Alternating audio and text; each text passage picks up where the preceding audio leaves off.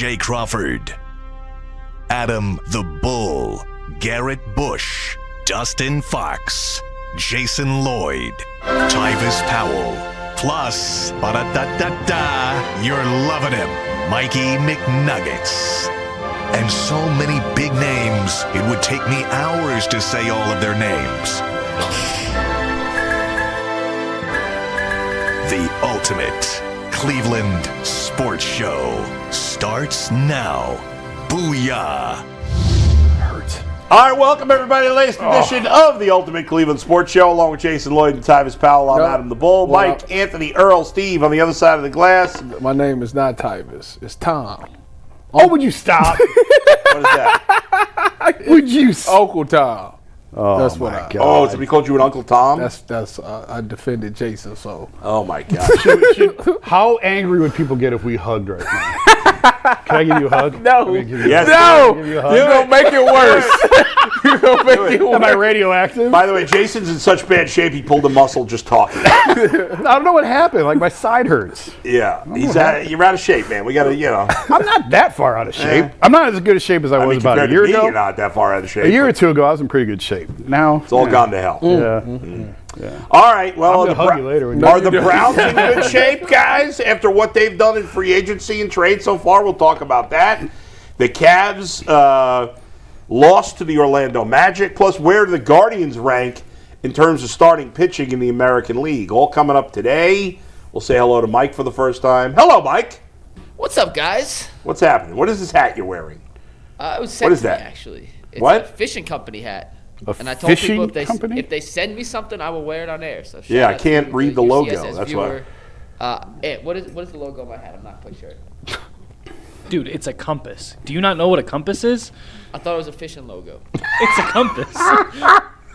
Well, this is super embarrassing. That is a shame. Poor Mike, I put him in a tough spot asking about the hat. Well, he did look at the hat when he put it on his head today. I took it out the box and put it on. My bad. I will. By the time. Man, you just got berated by Anthony for. I'm sorry, that did come off very mean. Let me tell you how this morning went. Yeah. Tell us. So, we come in. I texted Anthony this morning. I said, hey, our new sales guy, Jordan, has 2 clients who he wants us to shoot this fake read for. Okay. Can we come in early? Can we do this? I was like, perfect. So we come down. We put these mock reads in to show them what it would kind of look like. Yeah. By the way, 2 very exciting potentials. I like that. All right, good. 2 that we all have heard of. We know Nike. Beautiful. at least Good job, Jordan. Nice job, Jordan. So not over the line yet. Not over the line. All right. But he said hopefully these little All right. mock-up reads could be the last thing that they need. See, no other show is going to tell you about the advertisers we're hoping to get for the show. No so other. we come down, Yeah. we record the reads. It's awesome. We're going to talk about the Cavs in a second and their the end of game situation where they didn't have a challenge. This morning I get a phone call from an NBA person. I put it on speaker so Ed could listen to this NBA person explain why they don't end or agree. I'm not going to tell you what they said. Ed has gotten all the pluses in the world this morning, and he comes out here and berates me for And not just knowing kills what I you. had. And just puts the bus in reverse and rolls me back over. I mean, he was apoplectic about how you I'm did sorry, that. wait a minute. We share an office and you take a call on speaker and suddenly that's a plus for me? I hear what an NBA executive Fight back, It was great Anthony. and I appreciate Anthony, it. 2 for 2. Fight back. Some bonus for my job. I literally wanted to. This was a conversation with an NBA executive I wanted you to hear. Mike's bleeding all over the microphone. Wow. Do you also listen to your music out loud on the bus or your podcast? Actually, those are some of the worst people in humanity. Yeah, that's what I thought. Some of the worst. Did people you see, who- speaking of which, did United Airlines just made it where you can't listen to things? Yes, Like best rule ever. They ban you for life. You can't I do don't what know now? why. If you don't have headphones? If you don't have Yeah, headphones. that's embarrassing. You should be. It's sent to ridiculous. Alcatraz for that. It's like a carry So away. you get but banned for life if you're trying to listen. I don't know if that part's true, but I doubt that's true. But you can't listen. Make sure you charge your headphones going to the Yeah. airport. I see. I never. Maybe that's a problem now. I haven't traveled regularly in a long Yeah. time. When I was flying everywhere, most people didn't listen on speaker. I rarely see it. Once in a I while. don't rarely see it It either. was. I was one of the last couple times I was on a plane. There was somebody a few rows back that was watching a movie with no headphones, and I was like, that is beyond. Yeah. Were you on Spirit? No, Frontier? I would never fly either of those airlines. I have. I've flown Why? them. You too good? I am too good. Yes. I've flown them. I don't want to You die. know, it's funny is I think I've flown Spirit one time in my life. I went to Jamaica when Yeah. I was like in middle school. Okay. That's about it, though. All right. I don't think I've ever rode Spirit since. This is a true story, and I will try and find the picture. I flew Spirit about 5 years ago.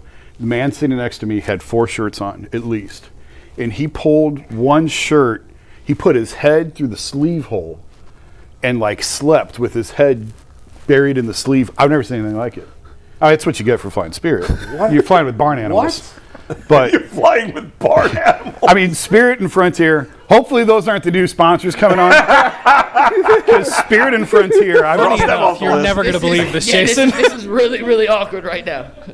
No. Well, Oh God, you got me.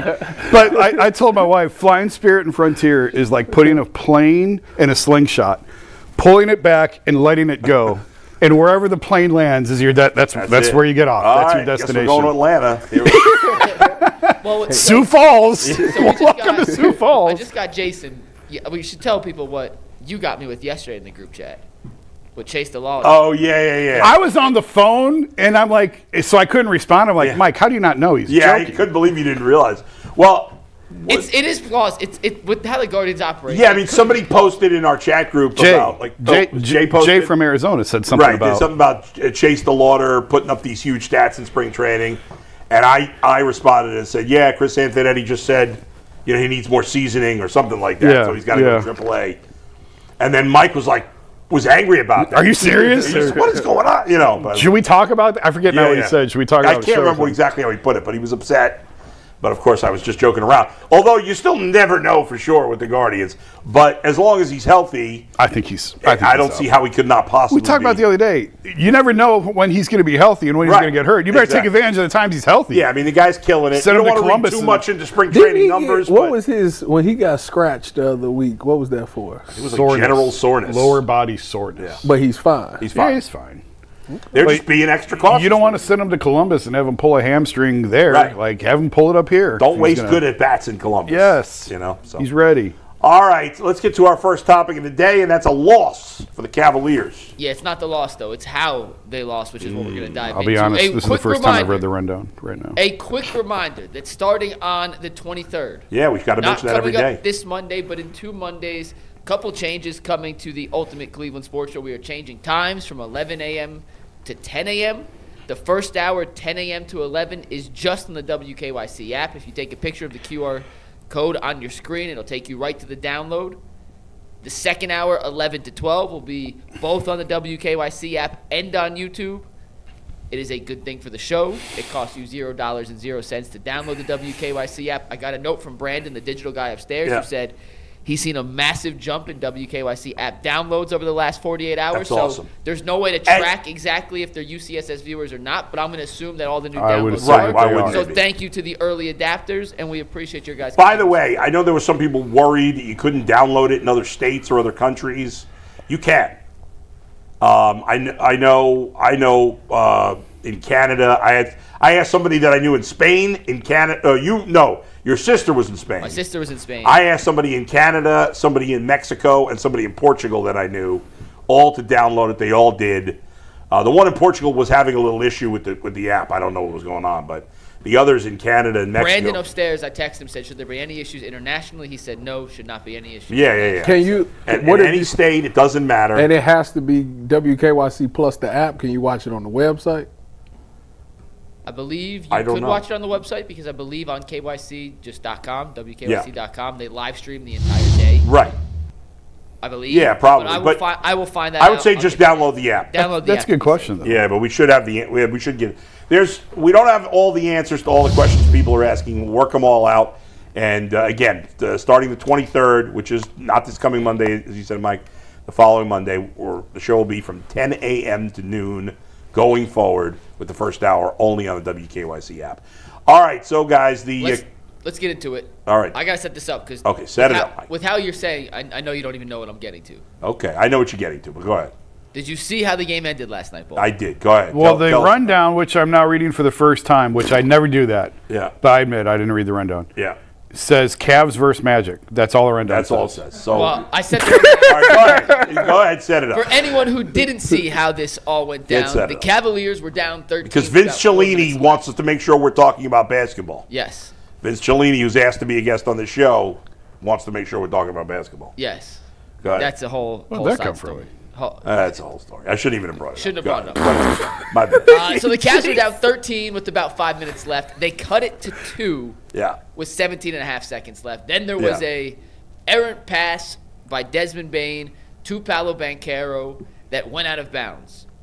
They said it was off Cleveland. James Harden vehemently disagreed. However, they had already used both their challenges. If you use both your challenges, even if both are successful, Yeah. which was the case for the Cavs last night, you do not get a third challenge.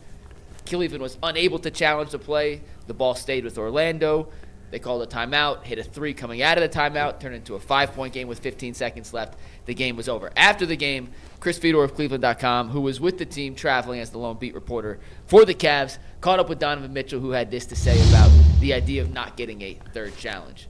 Quote, And I quote, I'm having a hard time with the rule of once you've had 2 challenges and you can't get any more, especially when you win both. He went on to say, Steve, you take the next part of this.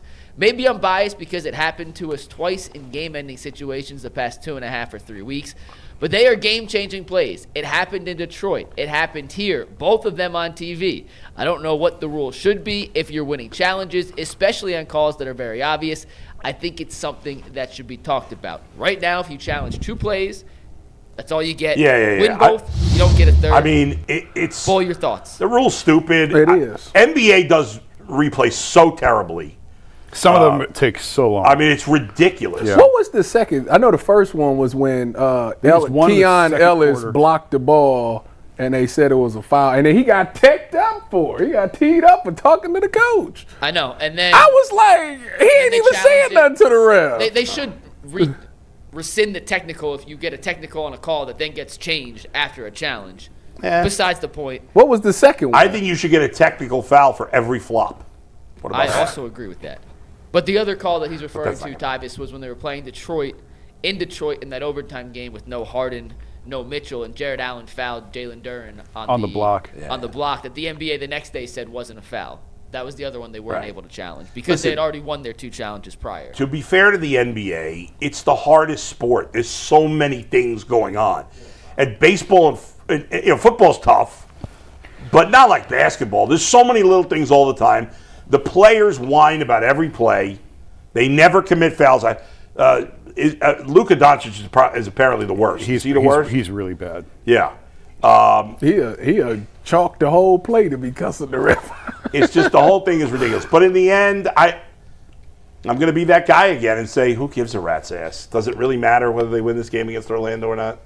Well, Where they at in the? I mean, they know the rule. The rule is the rule.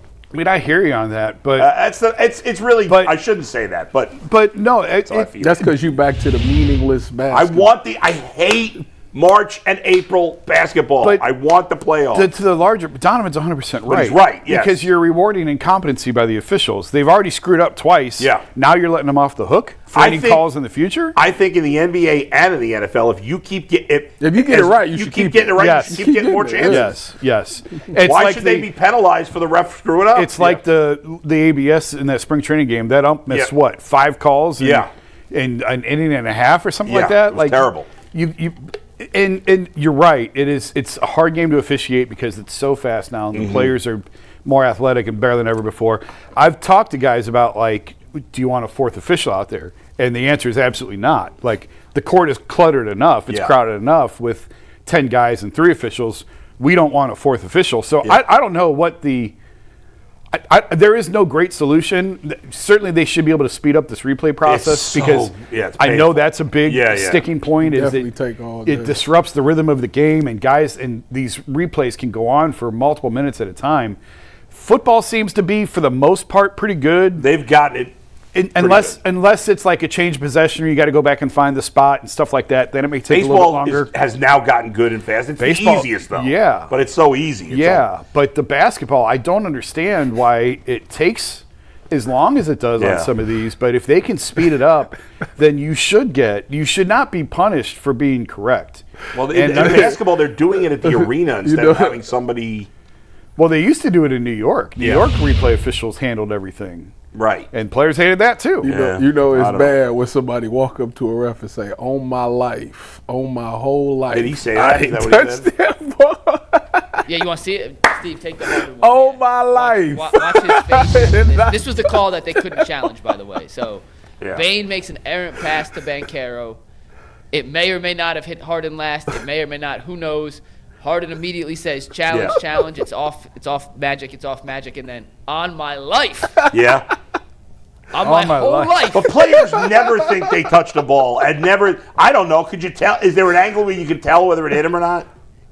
To me, it looked like it was off Banchero. I'll be honest. Yeah, but I can't tell. From this angle, I could not find the other angles of the replay. Oh, yeah. There was an angle from the front where you could see the hands. And it looked like it hit Banchero.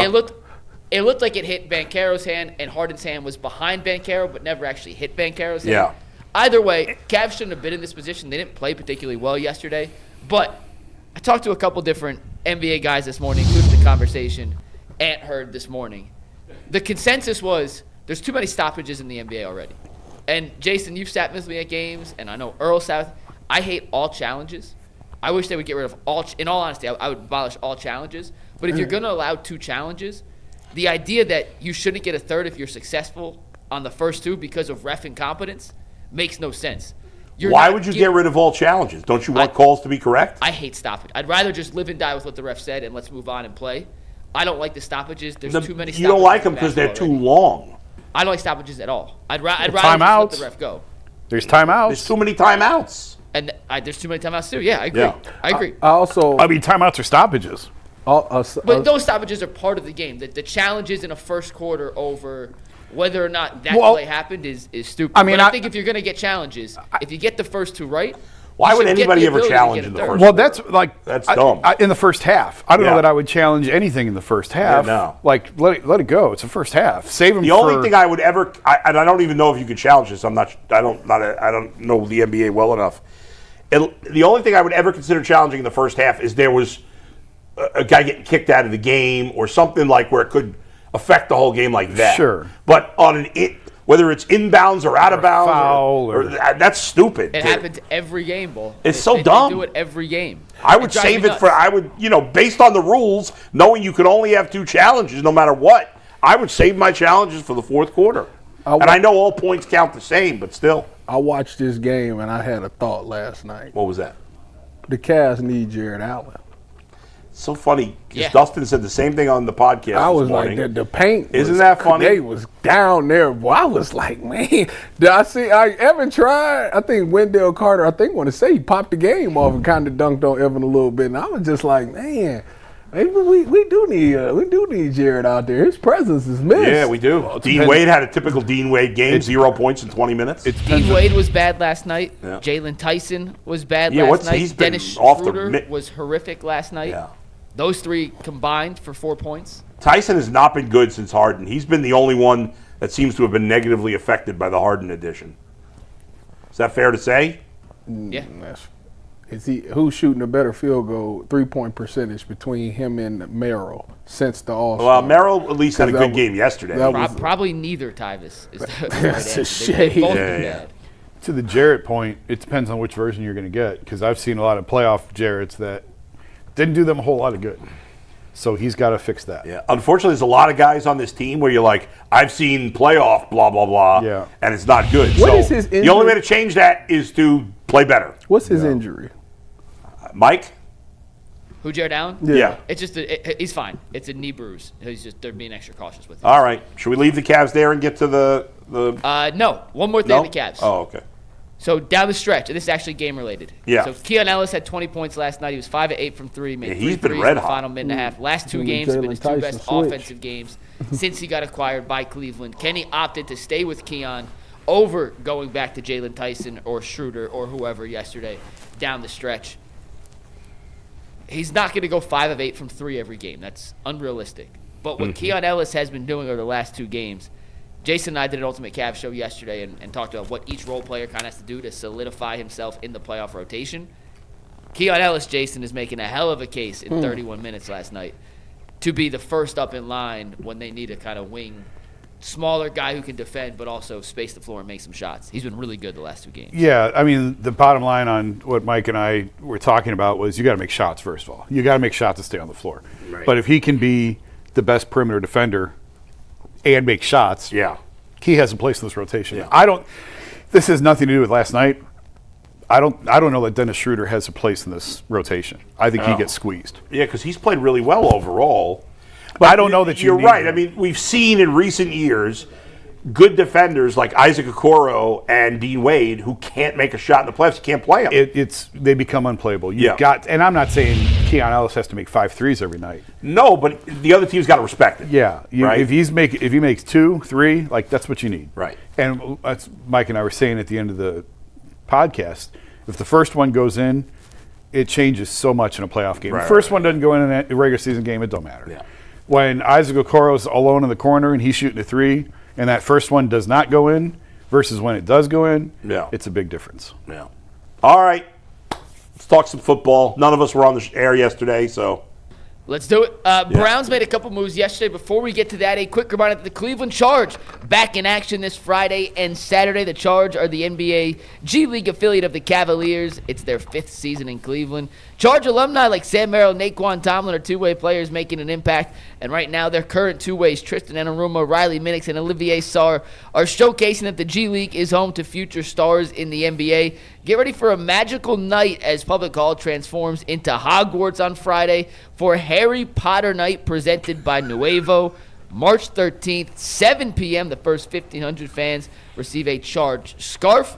Tickets are on sale now at clevelandcharge.com. Mike, did you just say Harry Potter instead of Harry Potter? Harry Potter.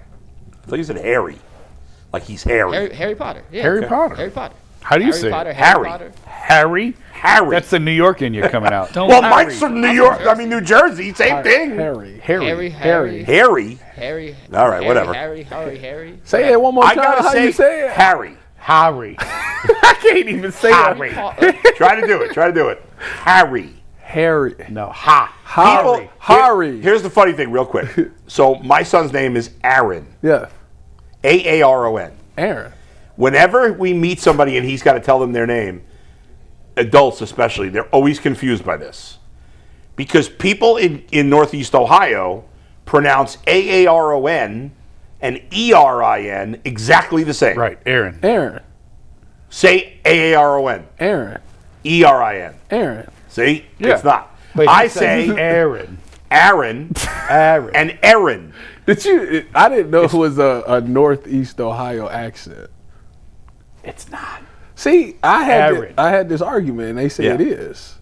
There's an, Not there's an j- accent. They say especially with every they say like region has an accent. Akron. Yeah. Like they say it like that. Every instead of region. Akron. What's funny to me is there are some people who say it like Anthony Lima, who grew up in Geauga County. He says Jaguars. It sounds like he's saying. Jaguars. Keith sounds like he's from the South, for crying out loud. So does. Oh no, he's not from here. The Jaguars. Anyway, there's different accents. Jaguars. Jaguars. The Jaguars. You say Jaguars? Jaguars. Jaguars. Jaguars. Not Jaguars. Well, that's Director Steve says it real weird.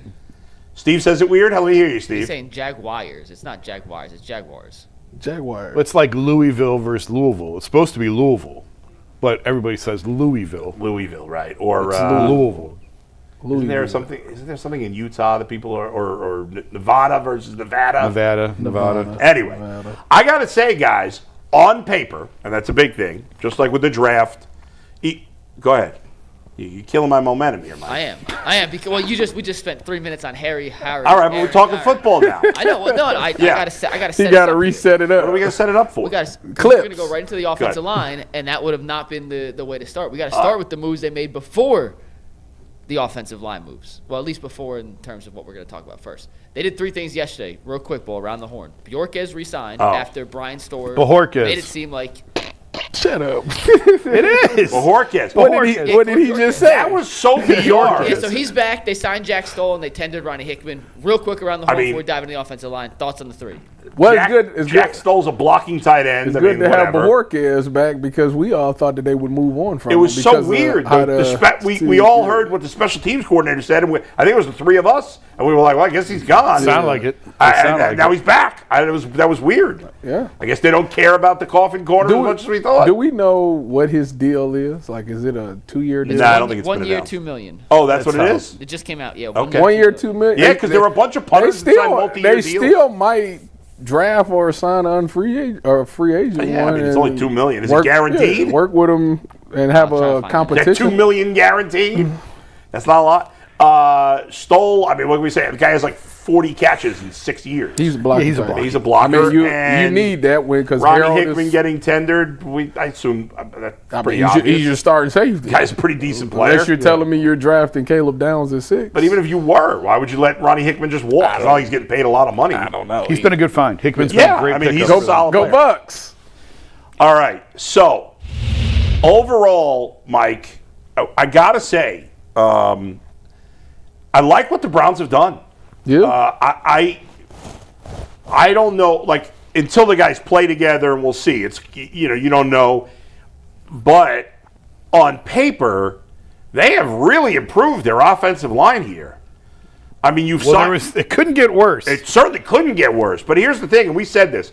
We talked about this, Tyvis. This is kind of why we got into that little bit of an argument over our line where I was like, I just need 5 solid players. I don't need superstars on the offensive line. Don't start this again. All right, but anyway. And that's kind of what the Browns are doing. I don't know why we got the title in the bomb thing up there, but okay. So here's the Browns' projected offensive line right now. A rookie left tackle. You got Zion Johnson at left guard. Elton Jenkins. Why do we got Jenkins in 2 spots? He's going to play It's 2 Tevin positions. Jenkins and Elgin Jenkins. Oh yeah, they're both Jenkins. And Howard at right And they're tackle. not related, for the record. They're not related. So now I think it's possible that Elton Jennings ends up being a guard. Yeah. Whippler plays center, and Tevin Jenkins is a backup also. what was his deal? Tevin Jenkins? Yeah. I don't think it was much. I think it was 1 year. I didn't see. Tevin Jenkins' money has not come out yet. When you It's probably, as G. Bush would say, Minimoski. how was Elton Jenkins at center last year? I think he was decent, Not nearly as good as he was at guard. but he's much better at a guard. Yeah. How about this? I floated this to the chat. They should sign Rasheed Walker and put him back with Jenkins. They was both working together with the Packers, right? Yeah, right. So you They got could do that. chemistry there. I think they want. I like that they've patchworked this guy with some solid veterans here. I don't think you want to have every spot. Like you want you want to get that left tackle. I still think you don't have to get him at 6. Maybe you get him at 24. I don't know, and I still think Tevin Jenkins could be a backup. But between Johnson, Elton Jenkins, and Titus Howard, is that his name? Yeah. They've added 3 legitimate starting players, and they had none. Yeah. And now they have 3. So, and Tevin Jenkins is a borderline legitimate starting player too. The offensive line, on paper, has been significantly upgraded. I didn't think they would do this much at that position. What did you think they're going to do? They had to get 5 guys. I thought he literally said he was going with the offer. He said he wanted to do what Chicago did.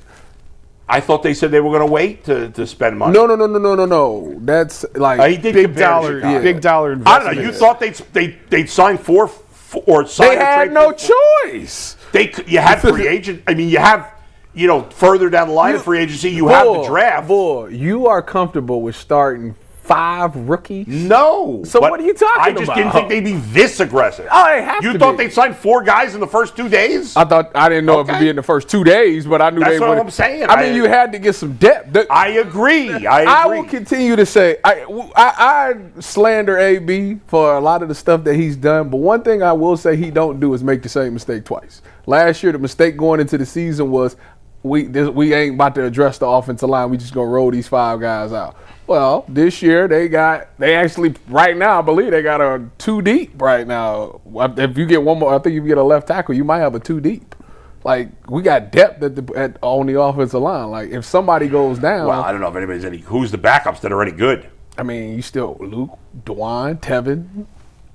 Well, then you don't have a start. If you're talking about Tevin as a backup, then you don't have a starting right Zach guard. Zinter. Well, no, you could put Luke Whippler at center and Elgin Jenkins back to guard, which is where he was better at. But you got Elton Jenkins? your backups could Elgin be. Jenkins, what I say? If I don't care how you want to do it, either Tevin Jenkins as a starter or backup. Yeah. Luke Whippler, DeJuan Jones, Zach Zinter. You got at least Zach Zinter. We can't and count. KT Levinston. I think they've made the decision they're not counting on DeJuan Jones. Yes, clearly. Because he's not. You can't. Before He hasn't Yeah. played a complete. I don't think they're season. relying on anybody that was here. Whippler's the only one that Maybe. possibly. I- And so, like, I thought they would trade for one. I thought they'd probably sign two, draft one, and maybe Whippler starts.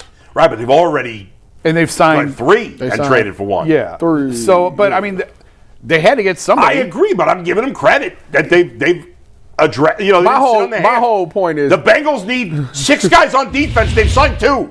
So I'm going to give them credit for the fact that they've done it. I think that And it's not like the bottom of the barrel. Like It's the no, they've 3 done- guys they've added are It solid seems players. it seems that they've done okay. Now Yeah. we'll see when they all get on I'm the field. saying is that they're going into this season with at least depth at the position outside of last year, where they had to go take people off practice squads Yeah. and stuff like that. Like they're not there. So that's all I'm. They getting. still have holes to fill, but like outside of left tackle, you could make a legitimate starting offensive line right now. Yeah, I think Tevin starts at right guard. We talked about that before. I think like the whole reason that they did what they did with Wyatt at the end of the year was to get a look at Tevin. How was he Tevin? Yeah. I think he's all right. in them last few games? Yeah, he's all It right. depends what they feel about Whippler. I think Elton Jennings plays either right guard or center, depending on who they like more between Tevin Jenkins and Whippler. Whoever's better, and right now you'd lean towards What do Jenkins. you mean 8th? He was 8th overall as a guard. Small sample size. Yeah, it was 2 Oh, games.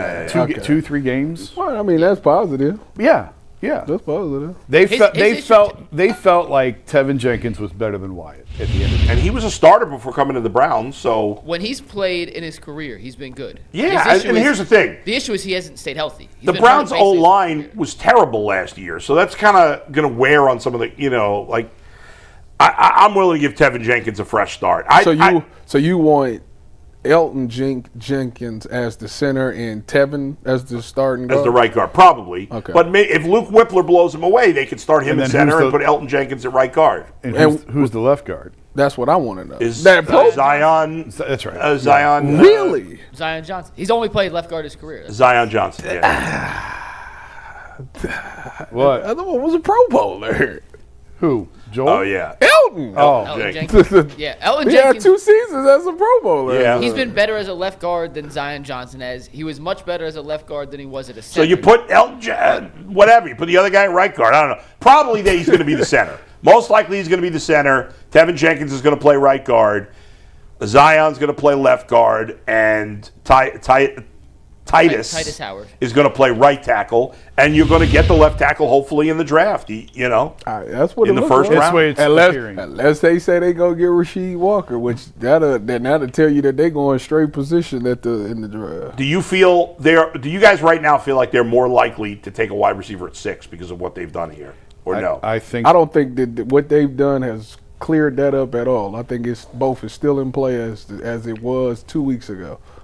I think they're more likely to trade down than anything if they can find the I right deal. 100% agree with that, and I 100% agree with the back end. That I don't know. Like I could say Cincinnati and Dallas might want to trade up. I don't know if the Browns would make a trade with Cincinnati in this situation, and Dallas might make sense. Because if they're not going to take a wide receiver at 6, they could probably get an offensive lineman at 12 that they could get at 6. I did Potentially. the morning show. We had Mary Kay on, and she talked about the idea of talking up Ty Simpson to try and get somebody to come up to take Ty at 6. I don't buy it.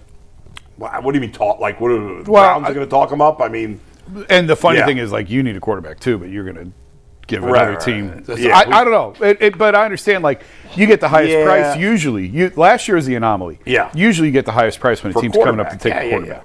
So and teams are going to be hesitant to give up a first-round pick we next talked year. about that too. Yeah, absolutely. It's going to be hard to get. That's what makes it worth it To what? to go trade down- back. It depends what's your pain threshold? How low are you willing to go? It depends what. No, I'm saying, what do you think a team is willing to give up to get to 6? It depends on how high they got to move. That's why, like 12 if it was Dallas. Dallas at 12. Let's say Dallas they at wanted 12, you're not getting a Styles or 1. something. You're not getting a future 1 for that. You're getting a second-round pick this year. Probably. Yeah. You probably get 12 and a 2. If you're the Browns and you Maybe think you could get the same player at 12 or an equivalent player at 12 that you can get at 6, then you do it. I don't know that that's realistic. So you think they would give up? Did you say Dallas would potentially give up the 12 and the second round this year? Yeah. That's what I was saying. 12 I don't know. I mean, 12 and 44. I think like that points chart. I think that's become obsolete. I don't know the teams really follow it as much as they used to follow it pretty closely. Yeah. But last year that trade that he pulled off blew it out of the water. Yeah, that's true. So I don't know. Like if you're trying to get a 27 first, we talked about it before. That's like a Julio Jones type. Yeah. Now you got to trade to the end of the first You got to round. go to the 20s. Yeah. You got to go from 6 to late teens, probably early 20s. To get a first next year. I don't know if you want to go that far down. What if the Jets? What's the Jets' second pick, Dad?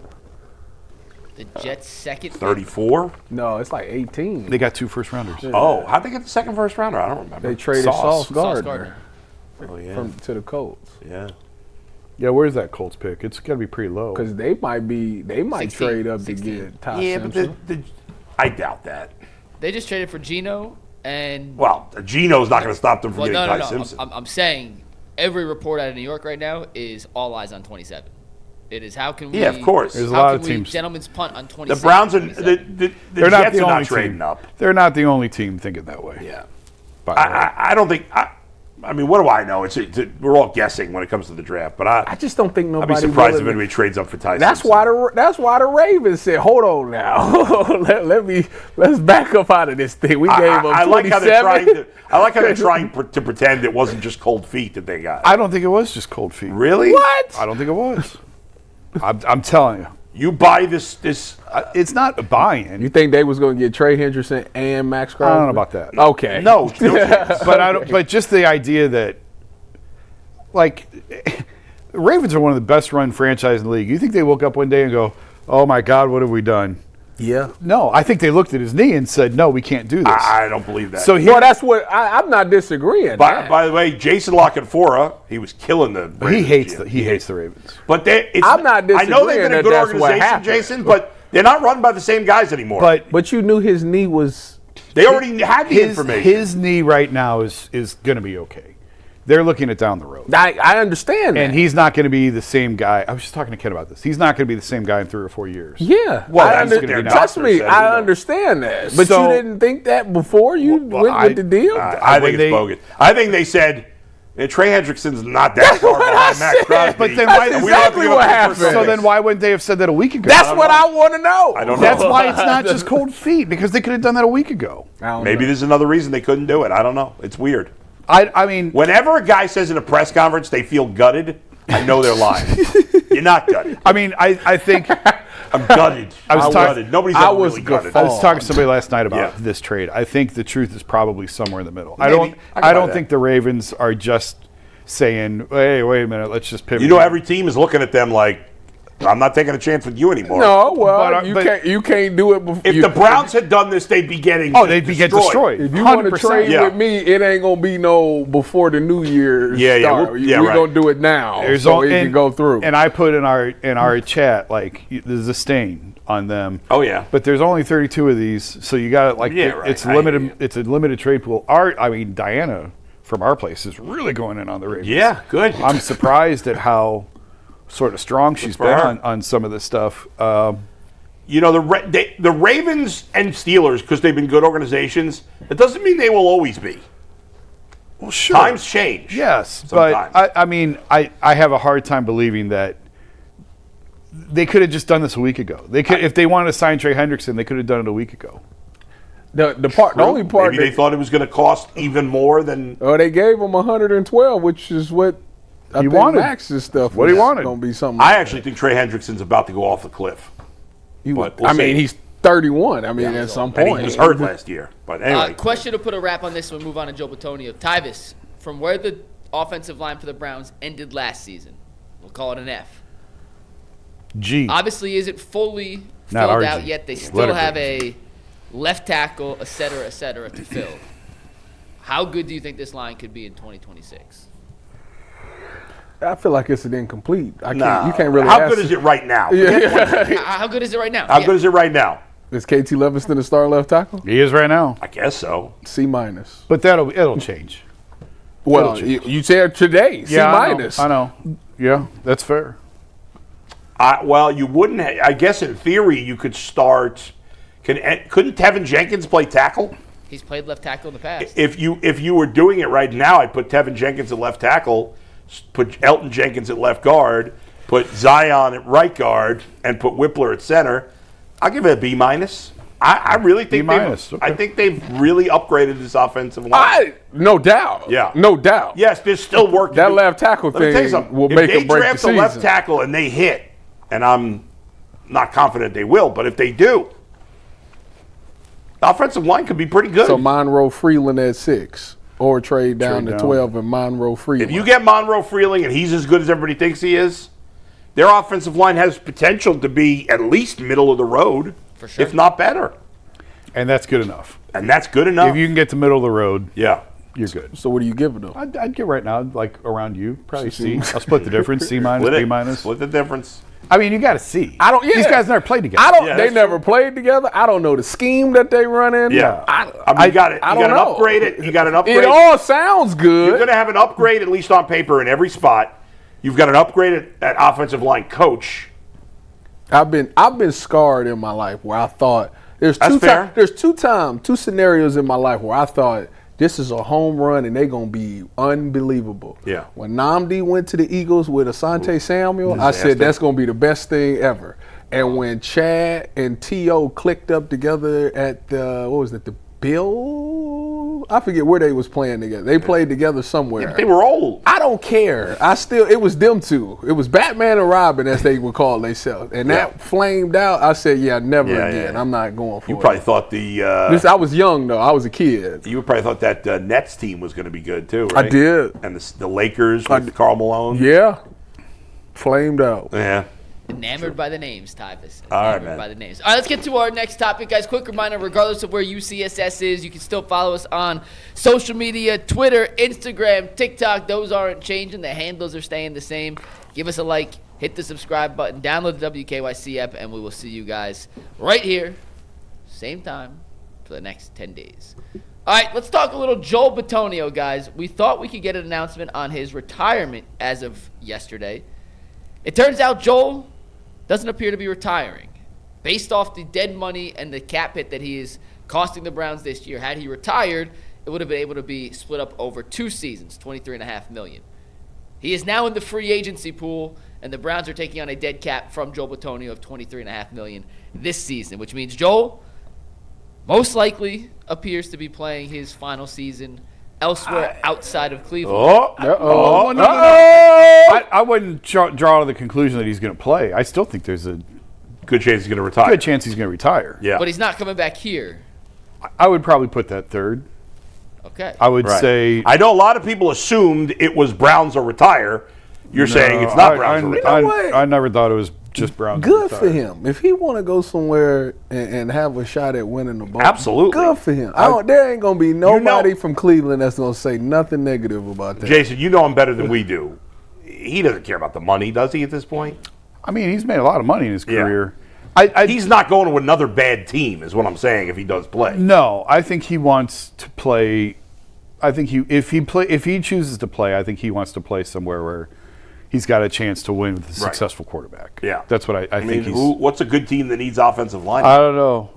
Patriots. Buffalo, no. He's from the West. Maybe he goes closer to home. San Fran? I don't know. The Rams, I don't know if they need a guard. Did somebody retire off their line, or was it right tackle? No.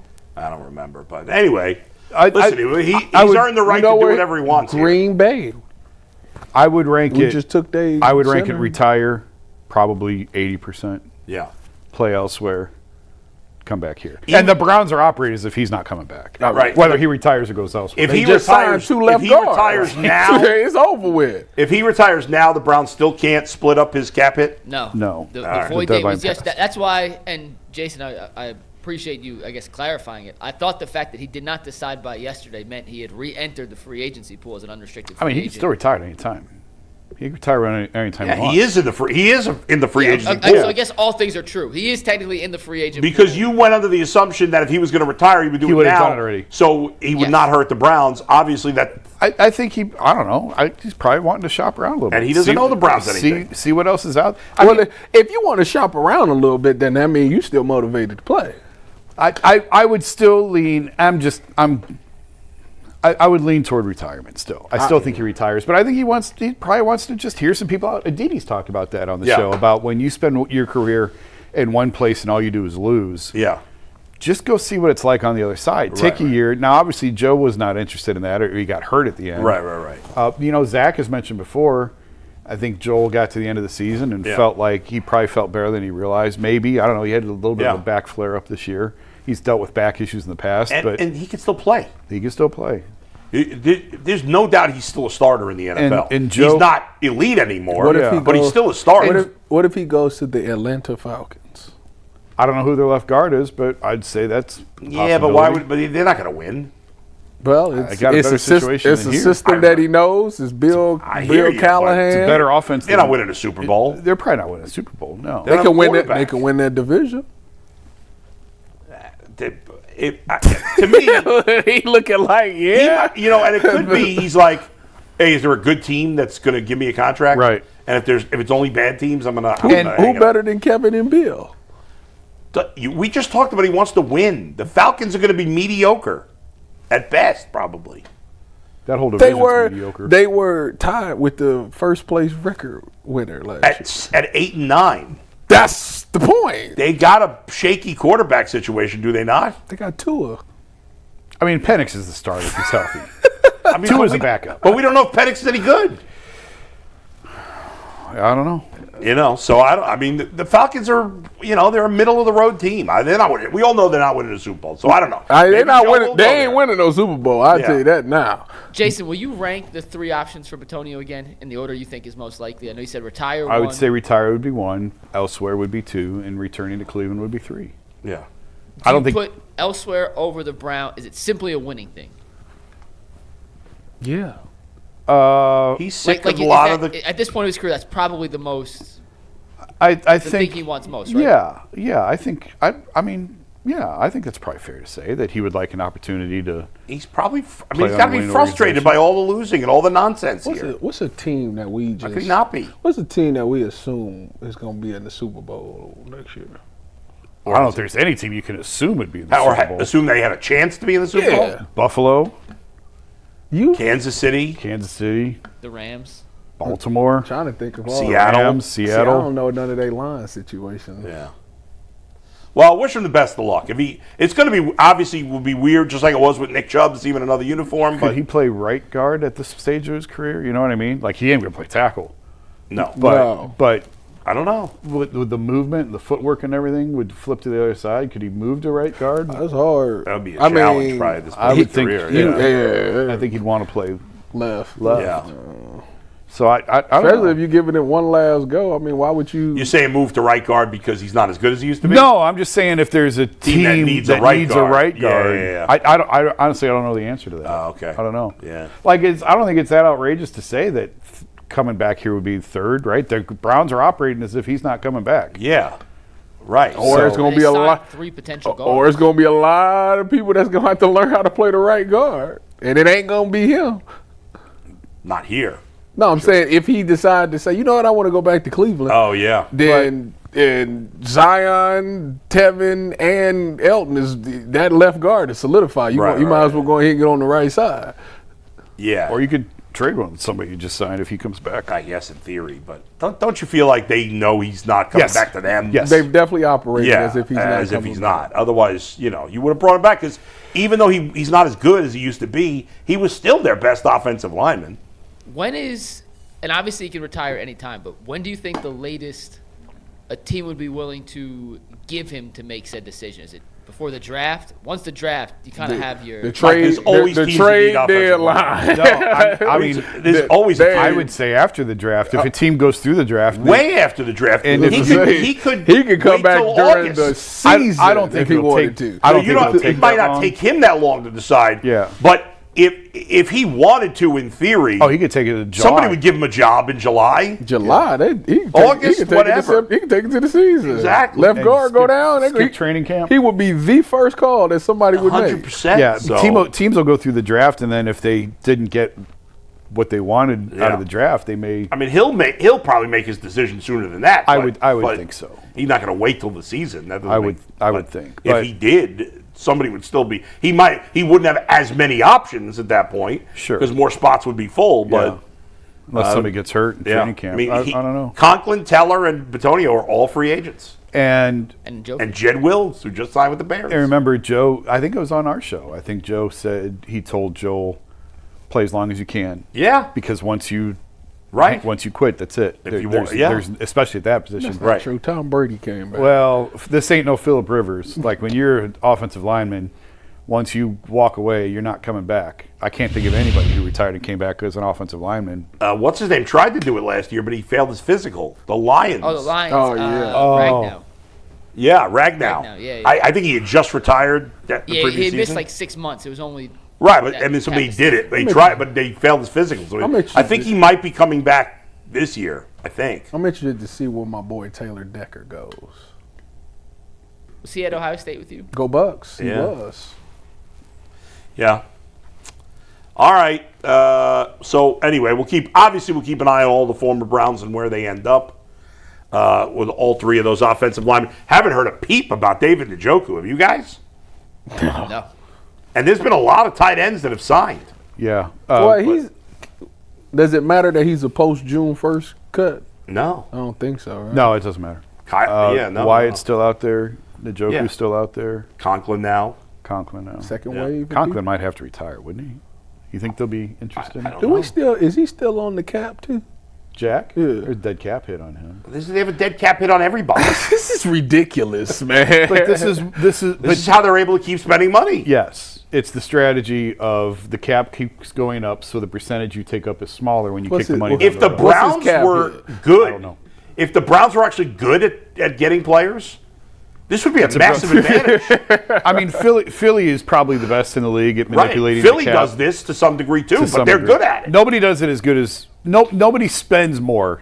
I shouldn't say nobody Yeah. does good. Nobody spends more than the Browns. Nobody. Everybody assumes that the Eagles are going to trade Jalen Carter because they paid Jordan Davis.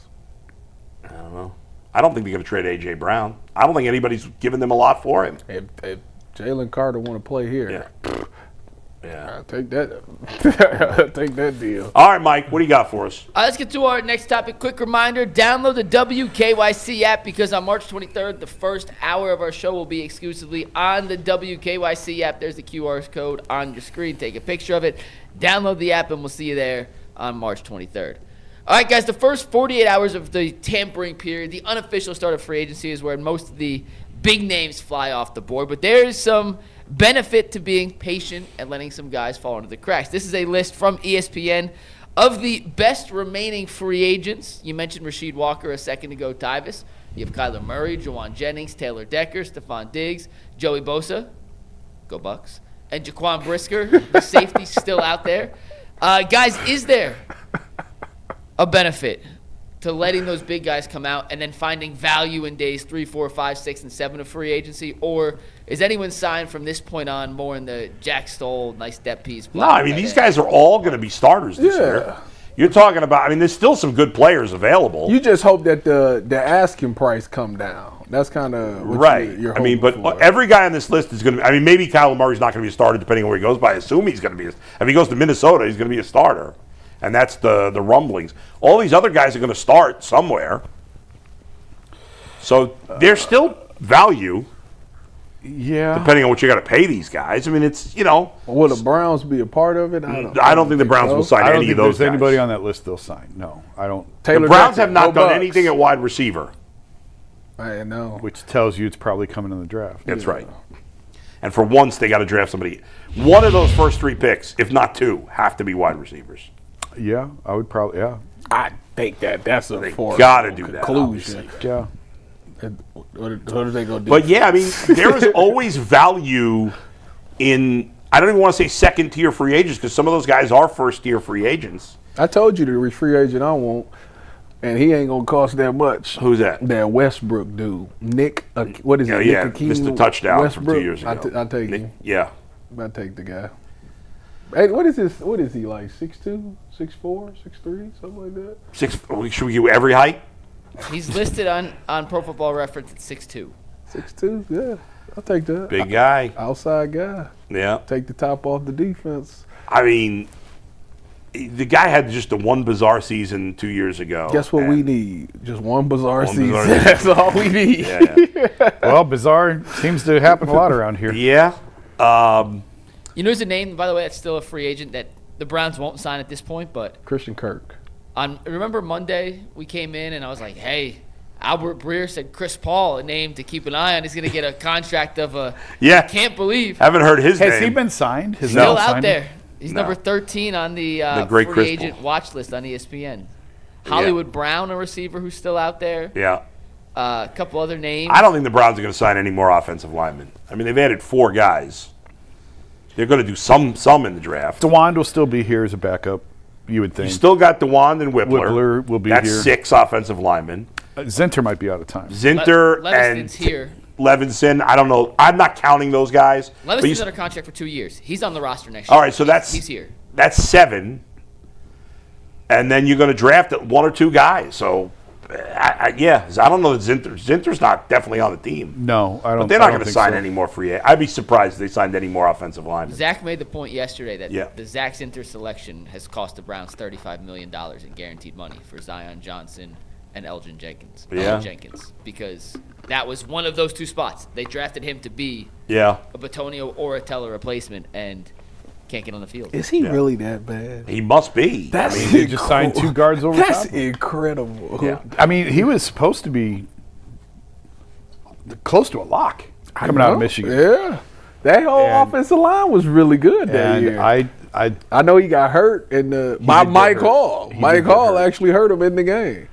and I he thought stinks too, coincidentally enough. Hey. 2 of the worst we Andrew Berry picks. we don't know that. He was hurt I last think we year. know it. We don't. He got you glimpses. Can I at least get this year? I'll give you 1 more year. Thank yeah. you. Thank you. Is this like Shador? Can I at least get this year? A position we haven't talked about that I do think there's still some names of at least relative interest is the running back position. We know Judkins should be back. I'm talking myself into Jeremiah Love. I know it's not going to happen, but go ahead.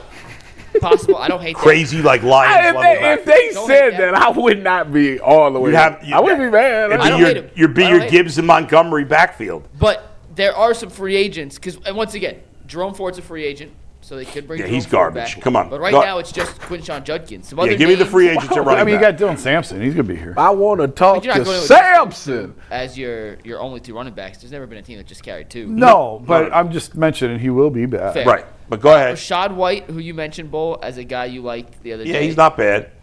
I like Rashad White as a number 2 back. He was good in that role for Tampa. Go ahead. Brian Robinson. No. What's wrong with Brian Robinson? His skill set is kind of more like Dylan Sampson, isn't it? No, it's more like Quinshon Judkins. He's a thumper. Brian Robinson's a thumper? Yeah. I must be confusing him with somebody The else. dude who got shot that played for the Commanders yeah? last year, he did his Yeah. year with the 49ers. I don't like him. I mean, that's fine. Yeah. But I wouldn't call him no scat back. I'm misjudging him. Go ahead. Najee Harris. He coming off of an Achilles tear Nah. where Justin Herbert had to leap over him to run the play. Yeah. He went to do play action. That man fell down. He just jumped over him like that. ran the play. You got a couple other names. Miles Sanders, A.J. Dillon, Raheem Mostert, No, those guys. Hey, shout out Raheem my boy, Mostert's like Raheem. 40. Austin Eckler, No, shot. He is 40. Yeah. Antonio Gibson. That's who I was thinking of. That's the dude from what was he, the Patriots last year? He was also with Washington. Yeah, he was. He used to be on Washington. Nah, Yeah. he is that. He's Yeah. That's who I was thinking Yeah. of. The other Washington back. I didn't realize Robinson was a free agent. He did one. He He's got kind of been a traded. disappointment, though. He was fine 2 years ago. Yeah. with- Washington's with got only Washington. one running back on their roster. Oh, They're possible Jeremiah Love. Jakrowski, Merritt. What they call him? whatever the hell his name is. What they call Bill? Bill, yeah. Bill. Why do they call him Bill? I don't get it. When he was a kid, his mom called him Bill because Jakorski or something. A coach called him Bill. Jakorski was too long. They called him Bill, and he just became Bill. So the coach was too stupid to say his I real don't know if name? it was a coach. Somebody called him Bill as a kid, Oh, and okay. he just became Bill. Yeah. Nick Chubb, Yeah. They ain't doing Nick that. might be done. They ain't doing that. Joe Mixon. They he's ain't doing that. Yeah. Any of the name? Kareem No. Hunt. They'll be getting them out of the Oh, draft. no. Kareem Hunt. This will be coming out of the draft. Yeah. The only guy that makes sense is Rashad White.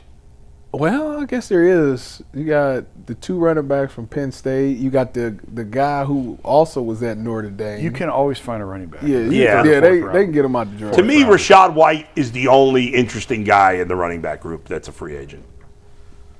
Like, he could be a good number 2 back. I mean, you technically have that now. You got a good 1-2 punch if Samson just is a little bit better. Yeah. Which the offensive line wasn't good last year. So, That's true. That's like, fair.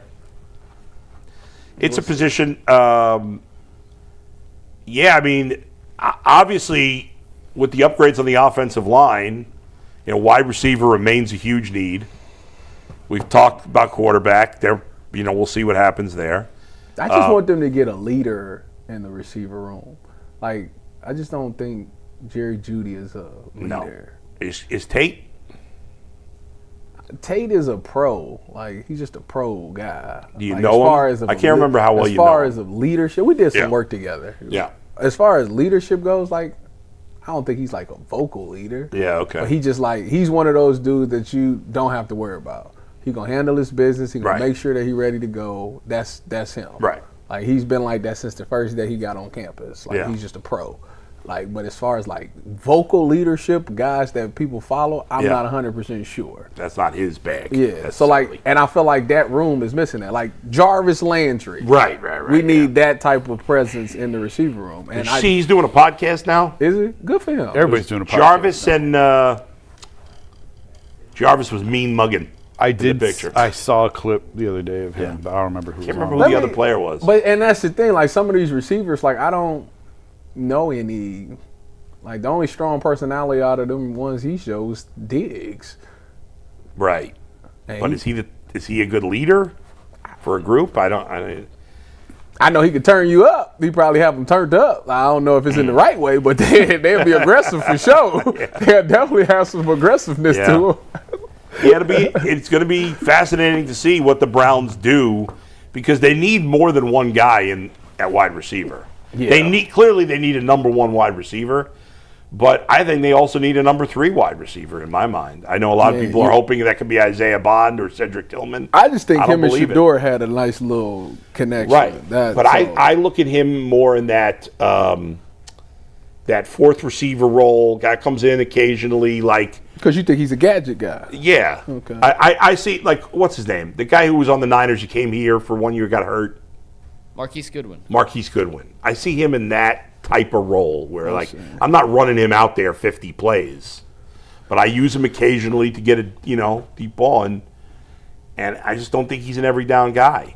But I certainly could be wrong. I You mean, think he could be better than that?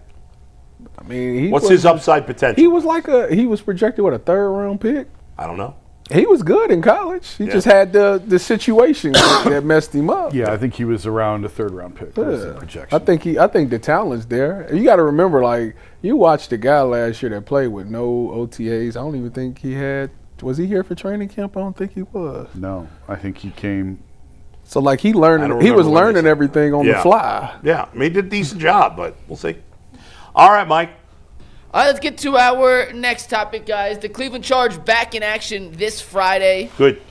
as they take on the Santa Cruz Warriors at Public That's a big Hall. rivalry. The Cleveland Charge are the NBA G League affiliate of the Cavaliers, the 5th season back in Cleveland. They have alumni like Sam Merrill and Naquan Tomlin who are making major impacts on the NBA level. Their current two-ways, Tristan Enaruma, Riley Minix, and Olivier Sarr, are showcasing that the G League is home to future stars in the NBA.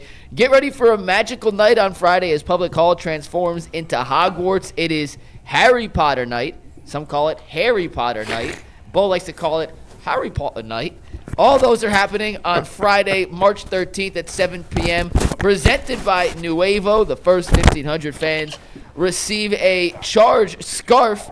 Tickets are on sale right now at clevelandcharge.com. This ticket is so hot that Jason Lloyd has literally left his seat and is sprinting to the box office to get tickets. Steve, take the full screen. Jason literally left his seat. He left his seat to Public Hall right now. He's got to get those tickets. He said his son AJ needs a Harry Potter scarf so bad that he needs to get there before anyone else.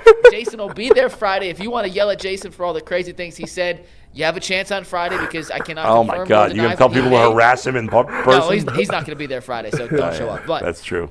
I will be there. That's a true story. I will be there on Friday for Harry Potter night with the Cleveland Charge. My accents are terrific. Oh, Jason, he's dealing with a small bladder right now. He had to go get them tickets. He's pulling. You like what I did there, Tyvis, right? Yeah. It's funny that Jason leaves when we're going back to talk Cavs because I was going to start with him on this. But the reports around Max Strus are getting more positive and more positive. Bull, he is in line to play on Sunday for the Cavs as they host the Dallas Mavericks at home. Less than, what do we got, 16 games left? 16 games left.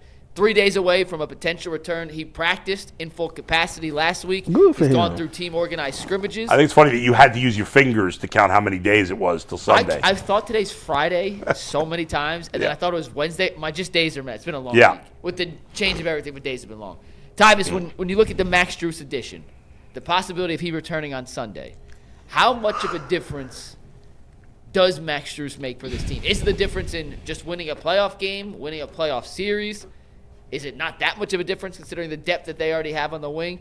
How much do you think Max Strus impacts the Cavs' ceiling in the playoffs? I think Max Strus' impact is astronomical, to be honest with you. I mean, you think about, we just talked about in the first segment, we were talking about Keon Ellis. He's not going to give you 5 of 8 every night. And Jason just sat up here before he went to the bathroom, was telling you about how that first 3 matters in the playoffs. Hitting that first 3, watching that first one go in, it matters. Well, Max Strus is out of him, Sam, Jalen Tyson, and Keon Ellis, he the only one, as you know for sure, he's got the playoff experience and final experience that he could get it done.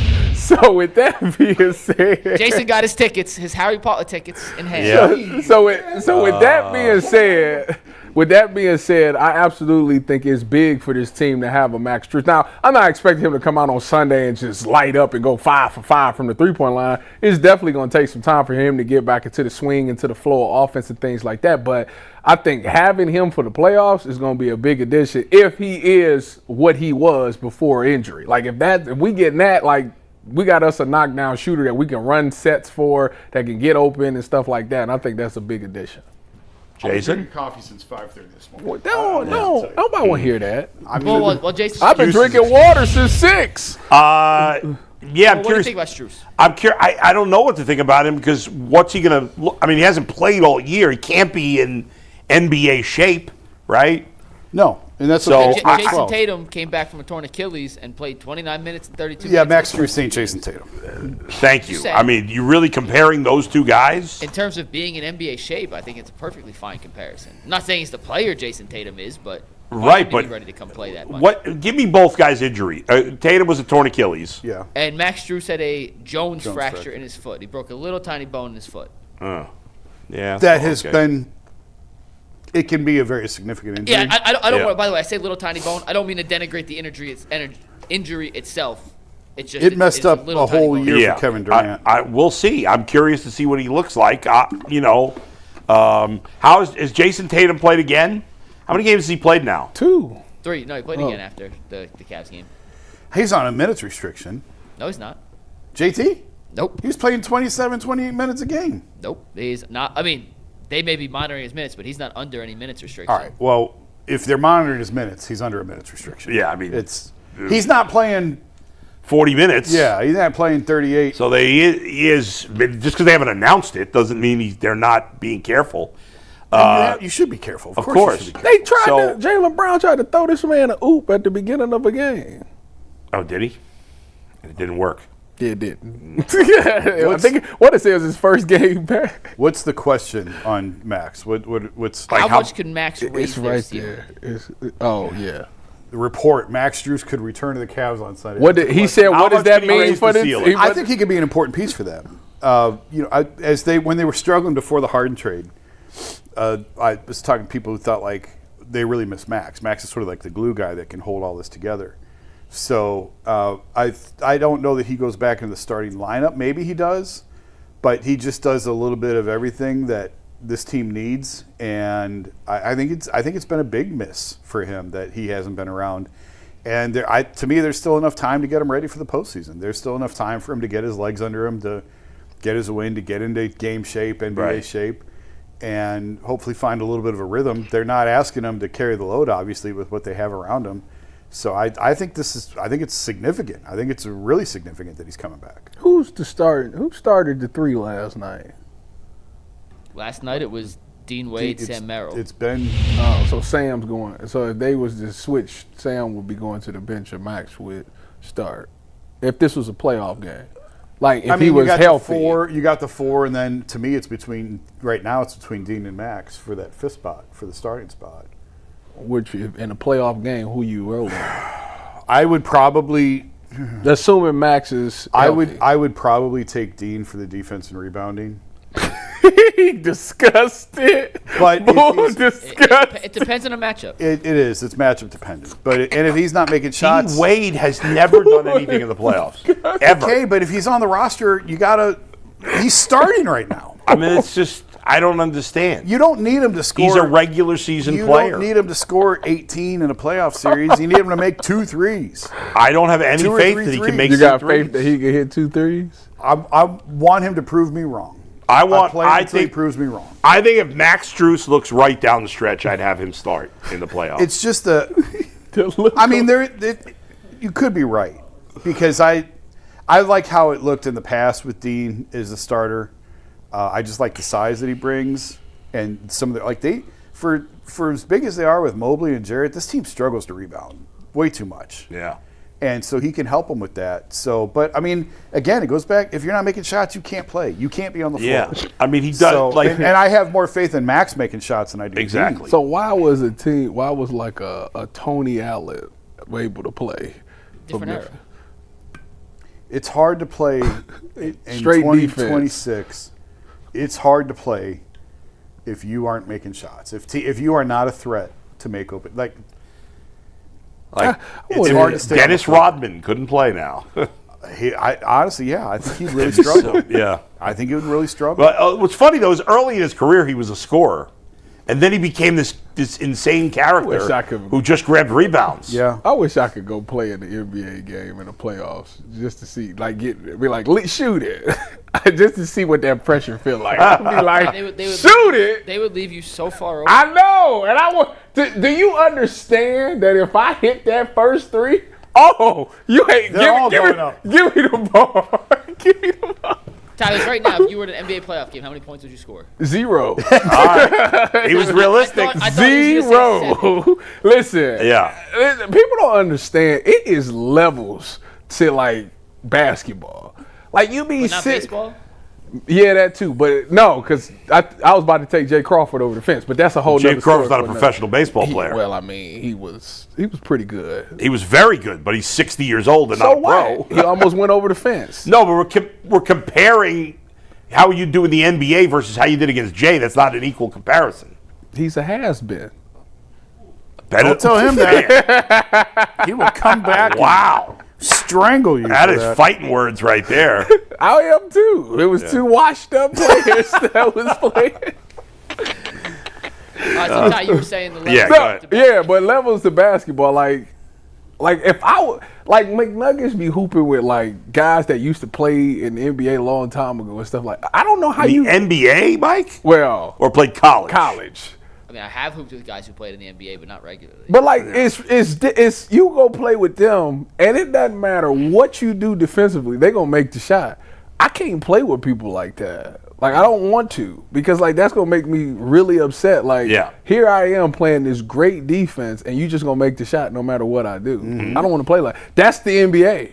Like, that's what it is in the NBA. Like, people, they be out there missing and all of that, and people think, oh, I could get out there and take. No, you cannot. No, you can't. And I know, people really think I they know for Yes, a people do think fact they can. that I would never, like, if we was at, if I so happened to walk into Lifetime and I seen Donovan Mitchell and them out there, I'm like, yeah, I'm gonna go ahead and sit this one out.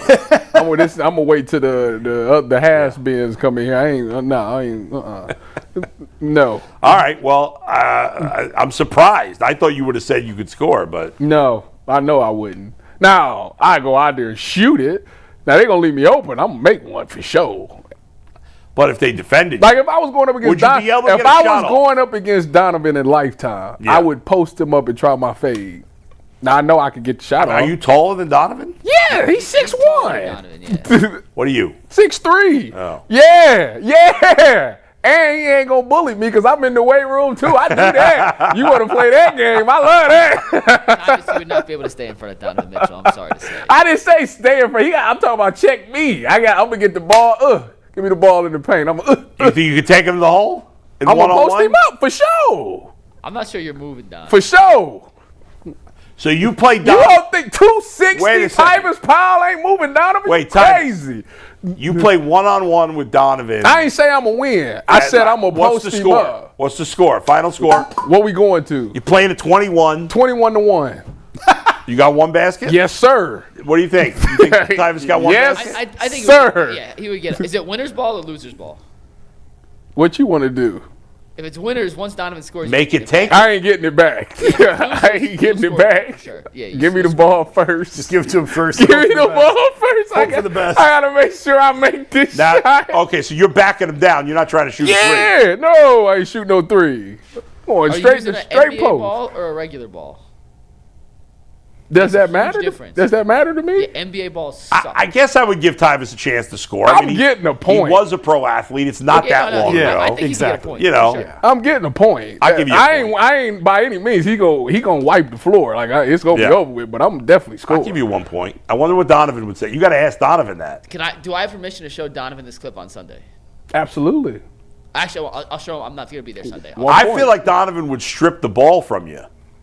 Potentially. He might be crafty enough to do that, but see, you got to keep it high. I mean, you're not that much taller than him. He's short. He can jump. He can probably jump higher than you, no? You got to get that ball. Yeah. He can definitely. Watch out. Hold on. Yeah, I don't know why. Look, I've been watching clips. Like I've been watching. He's a slam dunk champion. Like, he's jumping higher than Ty. He ain't. Hey! Donovan won a slam dunk championship? Didn't he win a slam dunk championship? Yeah. I know he did the Vince Carter dunk and like honored him by having his jersey. I'm pretty sure that was him. I don't know if he won that year though. Donovan Mitchell, it was the 2018. At least he did it, unlike LeBron. Yeah, 2018 won it.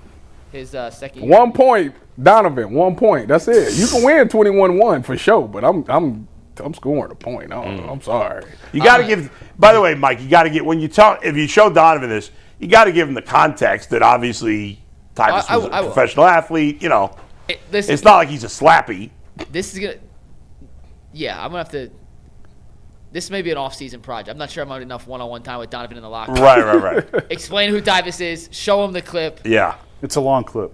Yeah. This may be cut it down. 1 point. Cut it down. I don't think I can get 1 point. I think you might. I would get 1 point. Okay. I think you might. Yeah. Unless. You push it. All right, Mike. Last thing on Strus, then we'll move on to talk a little Guardians. That's the most realistic I've ever heard you. I know. I'm a little. I respect. Listen, basketball. I respect them. Like I will never diminish what they do because they are really good. It's amazing. Ridiculous to see how like you watch them play like pickup basketball and they don't miss. It's crazy. Yeah, I mean, you see like guys that we think of being like stiffs in the NBA, like Brian Scalabrine, and then he goes to the park and then he just won't people. miss. Yeah. When I was covering the league, there was still about probably 8 to 10 arenas where we sat courtside. Yeah. There ain't nothing like sitting courtside watching an NBA game, watching these guys fly up and down the floor and do some of the things they can do is unbelievable. I sat courtside once. I was invited. I certainly did not pay for the ticket. Like kind of between the basket and the bench, on the sideline. And Kevin Love almost fell in my lap. This is LeBron Love days. And it was an amazing experience. It's unbelievable. By far the best up close and personal sporting event you could be at. I'll tell you what else is amazing to see in person, especially with great seats, which I did one time. Boxing. Man, You don't realize I would watching that on love TV. to go to a boxing match. This was like a lower tier event. I need Abdullah Mason to get something in Cleveland. So I saw a heavyweight boxing match. I was sitting right on the ring. It was at the Turning Stone Casino in upstate New York. And these were two heavyweights. I can't think of their names, but at the time, they were like heavyweights that had at one time been good, like not elite, but good guys. And they were both kind of towards the end, and they were fighting each other. And especially with the heavyweights, it's every punch looked like they were getting hit with a sledgehammer. Yeah. And on TV, it doesn't seem that intense. So but I was watching a clip on Instagram the other day where it was COVID and it was like a boxing match going on, and you could hear every sound that day when it because there's nobody there. Like, and dude knocked dude out. And I was like, yeah, this is different. You remember Kelly Pavlik? Were you here for that? Yeah. You remember him? Yeah. I wasn't here, but he was fighting in Youngstown. Yeah. And I covered it for the Associated Press. I don't know anything about boxing. I was like, what am I getting myself into? Yeah. But I mean, it was. That is intense in person. We were sitting ringside for that. That was something else. And what's funny to me, the worst in person sport is football. Yes. It's the worst. Cap. I'd much rather watch on TV. Cap. It's not the worst in person sport. Not if you on the sideline. Well, if you're on the sideline, you don't have sideline passes. You don't. Back to Strus real quick, though. Yeah.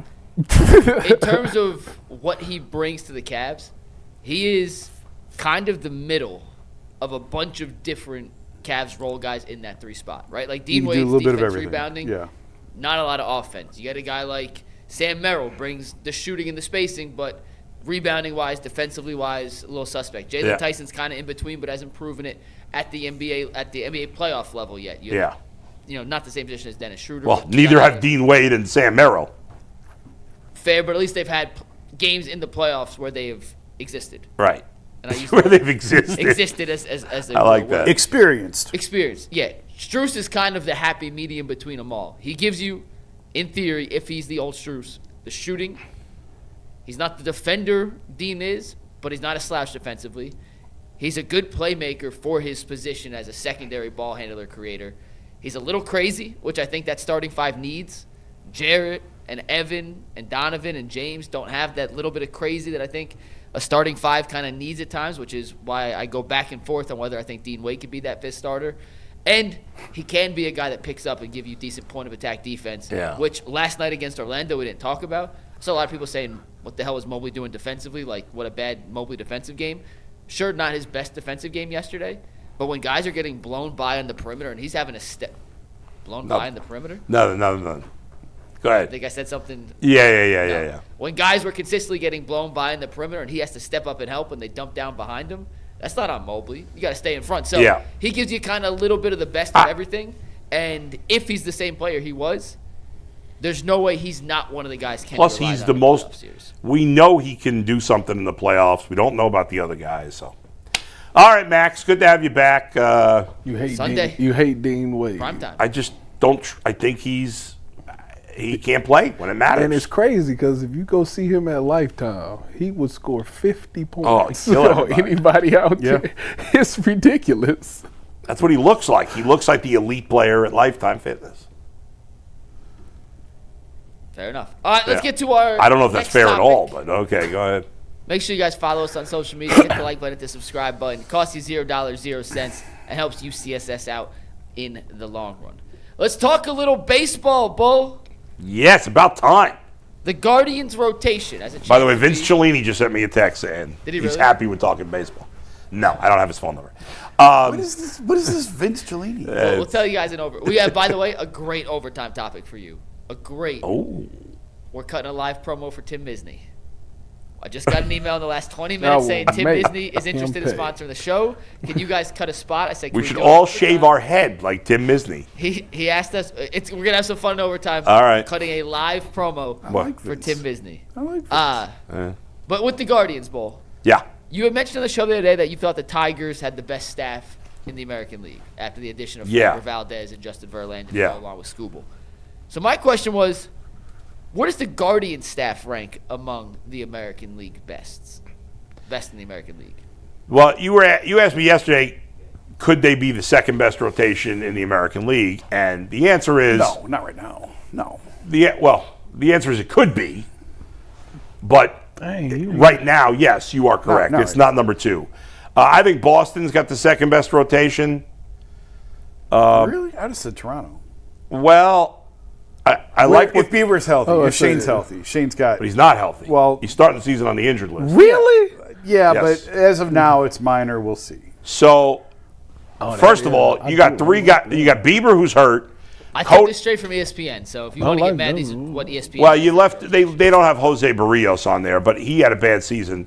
Trey Savage is a great young talent, but he's young and he hasn't pitched much. I like them. And Cody Ponce just came back from like Korea, so I don't even know. I if literally he's- just copied this from ESPN. I mean, those top 3 are legit. I was If about Shane's to healthy. say well, that top 3. I mean, Shane has barely pitched the last few years, so I don't So know. you don't think he's legit? Well, I don't know what he is at this point, Jason. He was pretty good in the playoffs last year. Put up the Boston's rotation.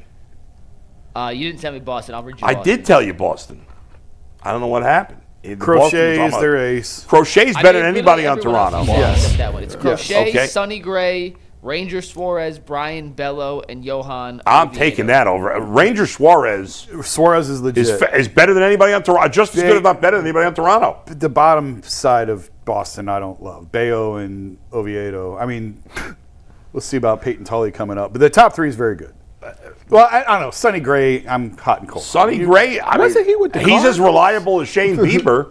Was he with the Cardinals? He was. He's been all over the place. yeah. I would put Suarez as the number 2. And Yeah, but Sonny to Gray's the me, number 3. I mean, I like Dylan Cease has got great stuff, but he's always been inconsistent. well, they're both better That's than Cleveland. fair. Both of those rotations They're are both better than Cleveland, yes. And even the Yankees. Now, the Yankees got guys coming back from injury. I don't know how much you can rely on Garrett Cole. Right. But I like their rotation. He gets Max Free, yeah. You know, and now Cole and Rodon are not going to be ready for the start of the season. if they were Cole will be back June, May. Probably. If So he- there, and if he anything like Schlittler those, was really good last year. The Guardians rotation, like right now, is better than the Yankees because Cole and Rodon are not going to pitch. But Long term, I would take that one. yeah, I mean, if Rodon and Cole are healthy, that's better on paper. Did I mention one other team You or mentioned no? the Mariners too. Oh, and the yeah, Mariners. yeah. Yeah, I forgot about. Now the Mariners is weird because outside of Wu, they all had bad years last year. Miller's hurt Hey, now. don't you disrespect Bryce Miller? That's my guy. well, he's hurt. He's hurt. Is he? Yeah. Yeah. I mean, we don't know how serious it is yet. They got It might be nothing. They the but- ones that got a pitcher in the minors that pitch both hands there. No, they traded him They did to who? to the Cardinals. Is he gonna actually do that in the majors? Probably not.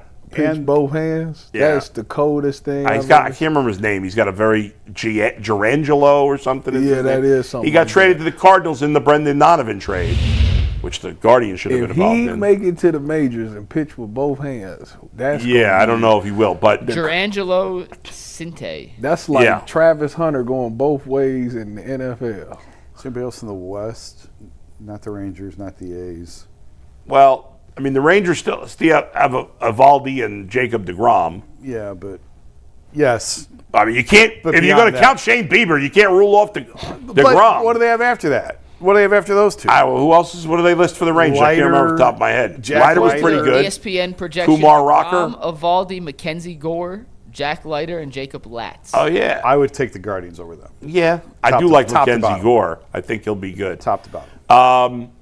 Anybody else in the East? The thing that the Guardians don't have compared to all these teams we've mentioned is a 100% sure thing Yes. number one starter. Yes, correct.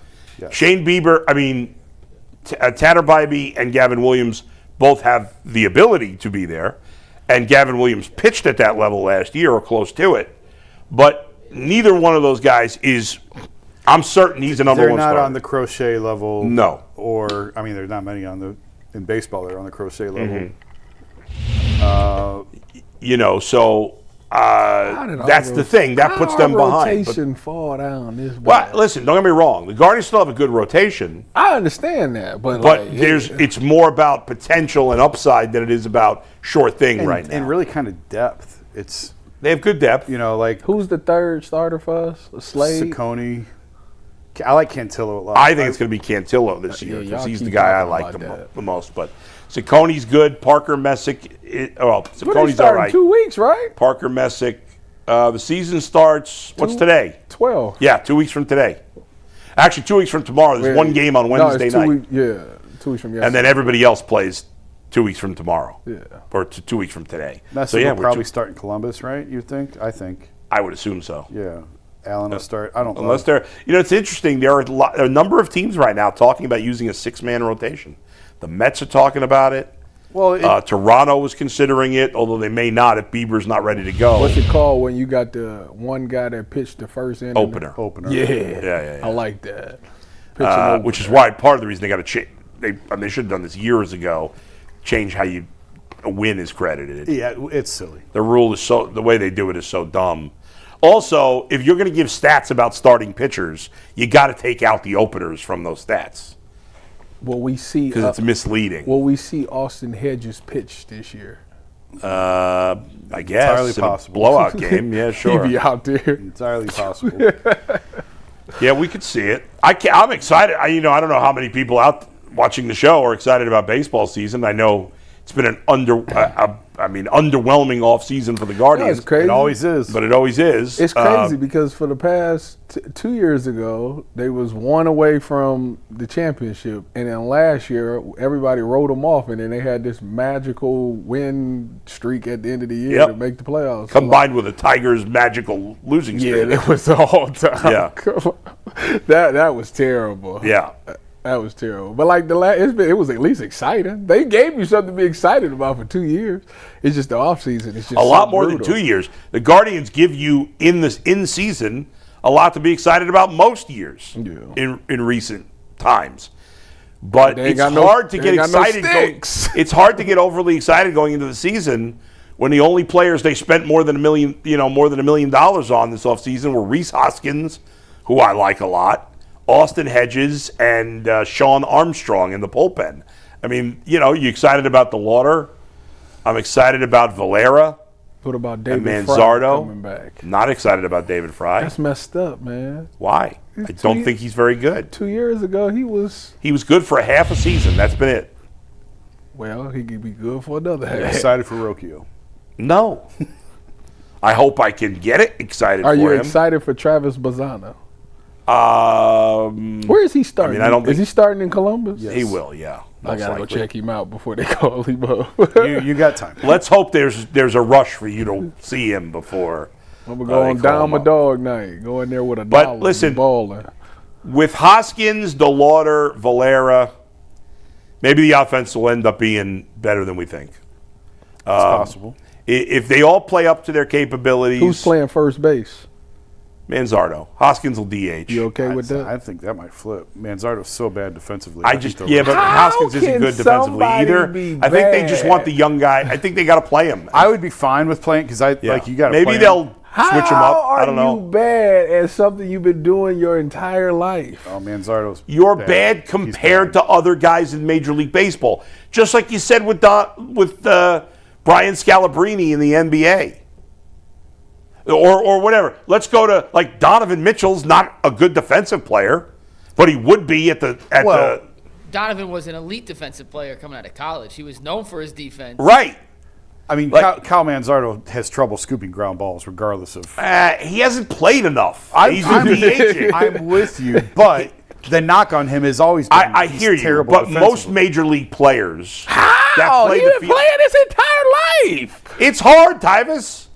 To field a ground ball? I haven't fielded a ground ball. I haven't fielded a ground ball since 2000 and you couldn't catch a ground ball off a major league bat. I think I could. No, you couldn't. I could steal second. Dude, do you think basketball's harder than baseball? Because I'm starting to get an impression here. And if you do, you're out of your mind. As far as hitting pitches, no. Yeah. The rest of it, yeah. You think fielding is easy? I do. I mean, naturally, I was good at it. Exit velocity of 112 miles an hour. Backhand. Look.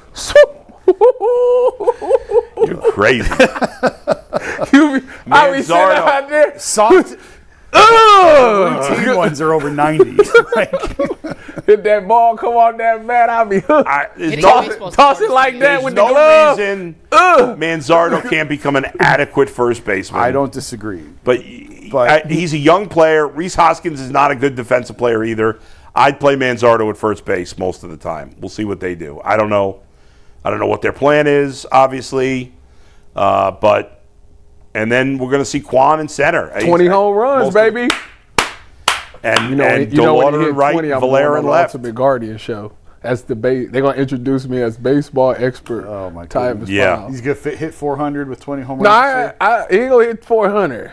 399. Nobody's going to hit 400. Nobody's ever going to hit 400. But so there you go. So the Guardians, I mean, is there anybody else in the Central that's got a better rotation than the Guardians? I don't think the Royals do. The White Sox don't. The Twins don't.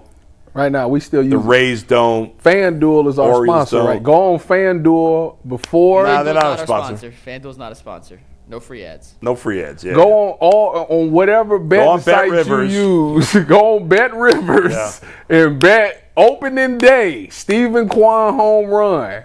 Put the house on it. So I can come in here the next day and say, can't even remember 19 to go. Where are the Guardians opening? I know they're home openers against the Cubs. Where's their road up? Is it the A's? The Dodgers? I know it's on the West Coast. Let's see. The I think Guardians it's on the West schedule Coast. for I the can't even regular remember. season. I should know that. Yeah, bad job out of you, bro. I know. I'm disappointed. They start in Seattle. Oh, Seattle. I knew it was on the West Coast. I like they always start in Seattle. They have a few times. They usually start on the West Coast because they're worried about the weather. Well, it's about to be 100 degrees over there in Phoenix. Oh, is it? I just looked up the forecast. Why, you going to Phoenix? No. My co-host was saying, like, how everybody goes to Phoenix for spring training and all that. Yeah. Nah, this year it's, like, really hot early. It's like 90 degrees and stuff, right? I'm going to Phoenix in 2 weeks. For what? Owners meetings. You going? You going to go to a Diamondbacks game? You told me you Are wasn't they always going. in Phoenix? It goes back and forth Florida? between Phoenix and West Palm. I was not going to go this year. I was a late addition. So Controversy. You seem thrilled. Yeah. On that note, Mike, how what do you got dare for- they make you work? Okay. how dare they? No, there's a couple different things I'm chasing for the Athletics. So I'm going to the owners meetings. All right. Kill time because I got to look at my phone here for a second to find something. So you guys got to talk about something. Tyvis, who's the worst NBA player you think you could beat in one-on-one? No. The worst that I could beat.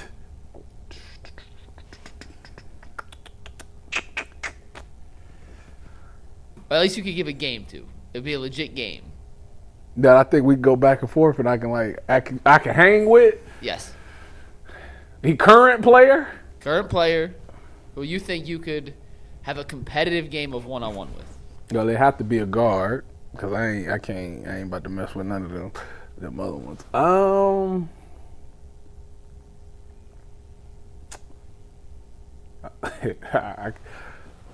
Dang, that's a hard one. What do you think, Mike? For me, none. Zero. No, Zilch, for nada. him. Oh, for Tyvis? I'm trying to think of somebody that I can just try to. How about Darius Garland? You just step on his toe first possession. And then Hey, Darius been averaging 21 points and 6 well. assists. He's been playing well. I think he's still coming off the bench, right?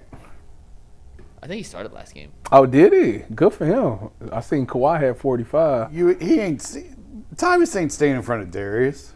No, I said if he breaks step on his toe. first possession. that's what he said. So now I can't really think of nobody because, like I said, I respect their craft. I really do. Like, it'd have to be somebody that just cannot shoot. Isaac Okoro. he's big. He's big and strong. Yeah, you're not getting How that. tall is Isaac? 6'5", 6'6". Oh, that's easy money. That's light I don't know if work. he's 6'6". Light work. You know who you Sign it up. Sign me up. Ryan Nembhard on the Mavericks. 5'11", small point guard, super crafty. You're not staying in front of him. But if it was loser ball, I think you'd be able to back him down a little bit and get some decent shots. There you go. By the way, Can he dunk? Mekhi Lemon, did he not run the 40 at the Combine? No. He ran it today. What did he run? 4.48. Well, it says 4.48 to 4.53, according to Dane Brugler, and then it says according to multiple. Somebody owed me money. You know what? Somebody on the barbershop on G. Bush, y'all owe me money because I told y'all he was not gonna run no 4.3. I know track. He gonna run a 4.3. I said that man ain't running no 4.3. I'm gonna tell you that. Yeah. Today. So what does that do for his draft stock? Nothing. Anything? That's what you expected him to run? This is the thing about these 40 times. You gotta remember that. Like everybody made a big deal about Cardinal Tate's 4 or 5 or whatever the heck it was. Yeah. The NFL is intermediate routes. Like a lot of routes is intermediate. Right, but when John Ross ran that crazy time, he got drafted higher. And what did John Ross do in the league? Thank you. So, but I'm saying it sometimes plays a role in what these teams do. Yeah, but I don't think a 4. Like people think a 4 or 5 is slow. It's not. It's just fine. 4 or 5 with good route running is great. JSN ran a 4 or 5. I think Puka ran a 4 or 5. It's not a negative, is what you're saying. No, 4 or 5 is. If it was a 4 or 6, we could talk about it. But 4 or 5, like that's fast. So what's the average? What's the average NFL receiver? Probably 4 or 5. 4 or 5. So that's fine. So the time he ran is just right in the middle. Yeah. Of what you'd want it to be. That's not a flag. Okay, so it's a non-factor. It's been a quiet day mostly in terms of free agency in the NFL. I just wanted to look to see if there was any kind of breaking news that had happened off the. Yeah, there tends to be a lull once you get to Thursday before some of these other guys start coming off the board because a lot of teams now are having their press conferences and introducing the guys. They're trying to get them to drop that price. That's what's going on these guys. How good is Joey Bosa at this point? He was on that list of free agents that Mike brought up before. What did he have last? He was with Buffalo last year. What was his stats? I don't know. I feel like he was solid. Last year, Bosa had 5 sacks. How old is he now? 30. Dang, okay. He only about to be 31. 5 sacks. You played with Bosa, right? That was my dog, yeah.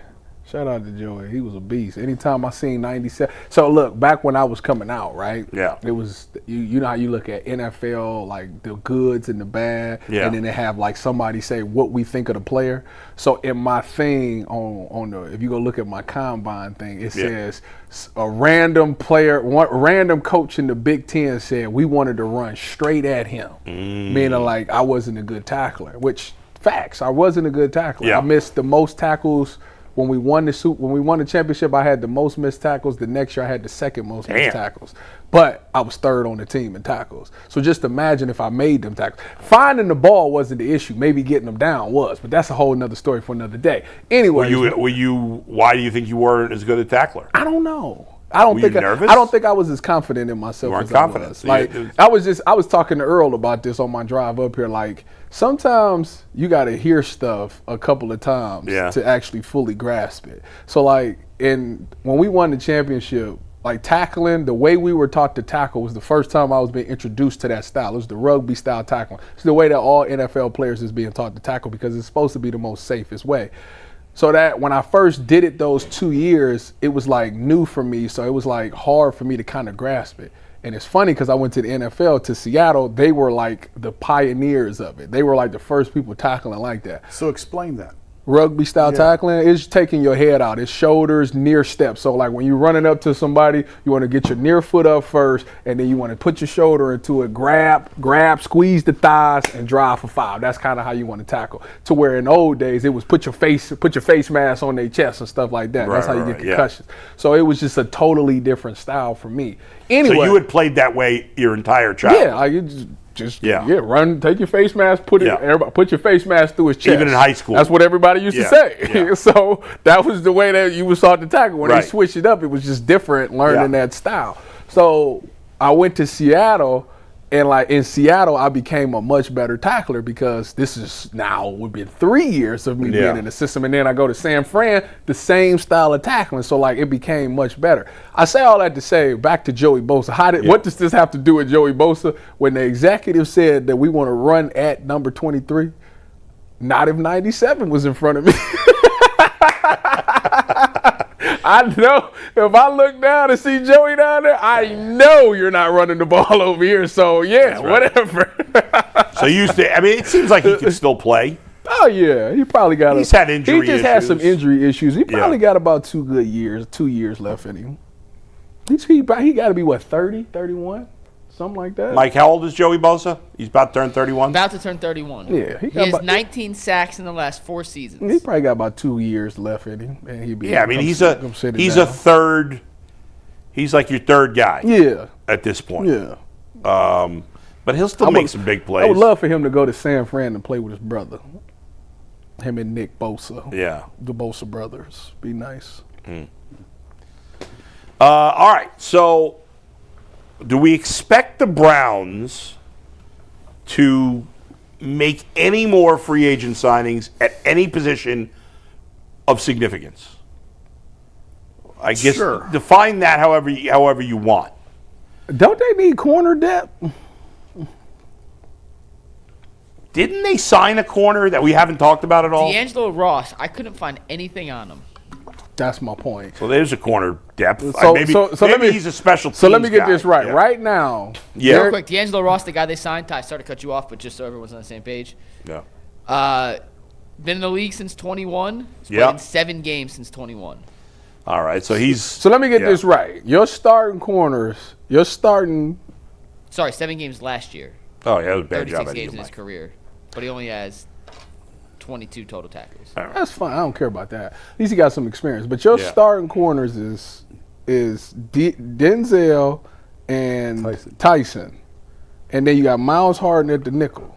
Right. Who's after that? Because this has been the question. This is something they'll Because address. they're not. Emerson is unrestricted, right? He is. So. I mean, that's something you. Because this happened last year where I believe Tyson went out. It was a game where both of them went out. Yeah. And I didn't know who neither one of them dudes was. Well, they probably need some linebacker depth too, right? They let Diabate go. I was a little surprised by that. Surprised by that too. He seemed like. Is Nathaniel Watson still here? Because I know they drafted him in like the 4th. But these are things that they're going to address in the middle, and later rounds of the draft, I would assume. Yeah, linebacker. But I don't think they'll make another significant move. They need another corner, like badly. Do you think? Would you like to see them upgrade Miles Harden at the nickel position? corner? Yeah. If it's as important as Rudy say it is, yeah. Okay. You go out there and you're an OC. Yeah. And you see the secondary. Who you going after? I'm going after him. Is he really a starting caliber player? I think he could develop. I think he's scrappy enough that he could potentially be one. I just think he was very inexperienced last year. Hopefully this is year 2 because I think he was an outside guy, and I think he kind of got forced into that role. But in a perfect world, he's your 4th corner. Right. Yeah. Yeah. So or 3rd. If one of them went down, outside guy. Yeah. 3rd outside corner. But third outside corner / second. Yeah, like I would if they corner. want to go get a true nickel type of guy. Yeah. And put him in there and let him be your. Right. Are there any veterans down, that are I would take available, that. like nickel corners, that you can think of? Mike, do they separate that? You see when the Bills was going to release the Johnson, and you see, I said, cash him out. We need a nickel. And then, boom, the Raiders traded for him. I told you. Dude was arguably like the 3rd best nickel in the league. I don't know why they would even release him, but whatever. They're not separated by slot versus outside. Well, read some of the corners. Tyvis knows these guys. He'll know if they're slot corners. Ty, you know Marshawn Lattimore? I know he's not a slot, but Do I know Marshawn Lattimore? He's not a slot. Well, I'm saying you know him. Would you take him? No, but you need a slot corner. No, he's not a slot corner, but I definitely take him for depth reasons for sure. I don't know. I don't think Marshawn is good to be in Cleveland. I wouldn't want him back home. I just don't want him back here. Oh, it's because he's from here. I don't want that to happen for him. But if football player wise, I take him for a 3rd corner for sure. Who are some of the other corners that are available? I'm going to name just a bunch of names. You tell me when to stop. Trayvon Diggs. What are you talking? Wait. What are you talking about? Who's a slot corner? Oh, okay. Go ahead. Go ahead. Diggs, no. Cater Kadu. I don't know. You just made that name up. No, I'm actually, for one stuff, this is the real name. Sounds like Cater a character Kohu from the Flintstones. Tre'Davious White, Jeff Okudah, Roger McCreary, Jason Pinnock, Nazi Johnson, Adoree Jackson, who did play a little slot with the Giants. Jeff Okudah, what a bust that guy is. Chill out. Go Bucks. Is he the biggest, besides Billy Price, is he the biggest Buckeye bust? He was a top 5 pick. No, he was a top 3 pick. I think he Was he really? Jeez. Didn't he go 3rd? Number 3, yeah. Oof. Where did Eli Apple go? Eli was 10th to the Giants. I mean, he's better than Jeff Okudah. Yeah. Or had a better career to this point. Cam Taylor Britt. No, He was terrible was an last year. outside guy, too. Martin Emerson, not a slot, obviously. It- Are they going to bring him back? No, right? No, I don't think He so. was already slow, and he was on, and Yeah. he tore his Achilles. So So there's no slot corners of the names they you gonna knew. have to take one in the draft. Yeah. D'Angelo Bonds. Listen. Every year I say one name that I want the Browns to take. D'Angelo, who? D'Angelo Pons played for Indiana. Sounds like a football player. He like 5'8". 5'8". Yeah, he's small, but that dude scrappy, and that dude can play that football. Is he fast? Super fast? Yeah, I think he ran a 4.3, I believe. Wow. So he's super fast. That dude got some attitude to him. Where's he getting drafted? They keep saying he Second might go round. second round. Oh, okay. All right, let's get to Super Chats, Mikey. Super Chats. First one, Jim Carlton says, if Evan Mobley can't remember how to shoot a free throw, teams are going to hack a Mob in the playoffs, and it's going to work. And guess what? He's right. Why can't he hit Hack free a mob. throws all of a sudden? It is absurd how he is fallen off a cliff as a free throw shooter this season. Down to There's no excuse for that. 62%. 62% for a guy who is way too talented and way too good of a shooter to be that low. He's 73% last year, 62% this year. Missed a bunch of free throws again last night.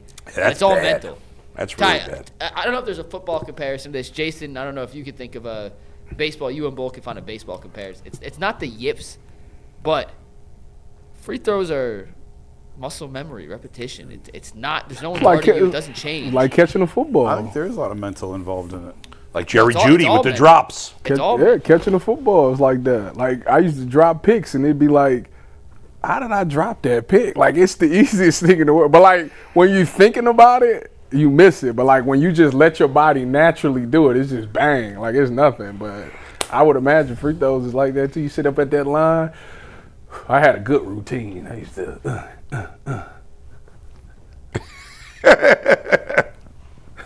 Once I knew how to hold. What'd you shoot from the line in high school? Do you know? I don't know. But once I learned that you're supposed to shoot with the laces, my free throw percentage went through the roof. Really? Yeah. I used to just shoot it. I used to grab the ball grab and it. shoot it. But like then I start like finding the laces and doing it like that. And I used to make them all the time. It's crazy. I don't understand how any NBA player doesn't shoot at least 75% from the line. I don't understand that. Shoot with the laces. That's Changed crazy. my life. Yeah? It is. The Mobley thing's a legit concern. His three-point dip, you could directly trace it to the calf. Like, good before the calf and the recovery part was horrific. Starting to get healthy again, three-point percentage starting to rise. His shots were short from three a lot during the bad stretch. And once again, I'm not giving him an excuse, but, like, you could see short on shots, calf tied together. There's no excuse for being short on free throws. Let me None. let me ask you this. I've been actually curious to know you and Jason and Bull's opinion.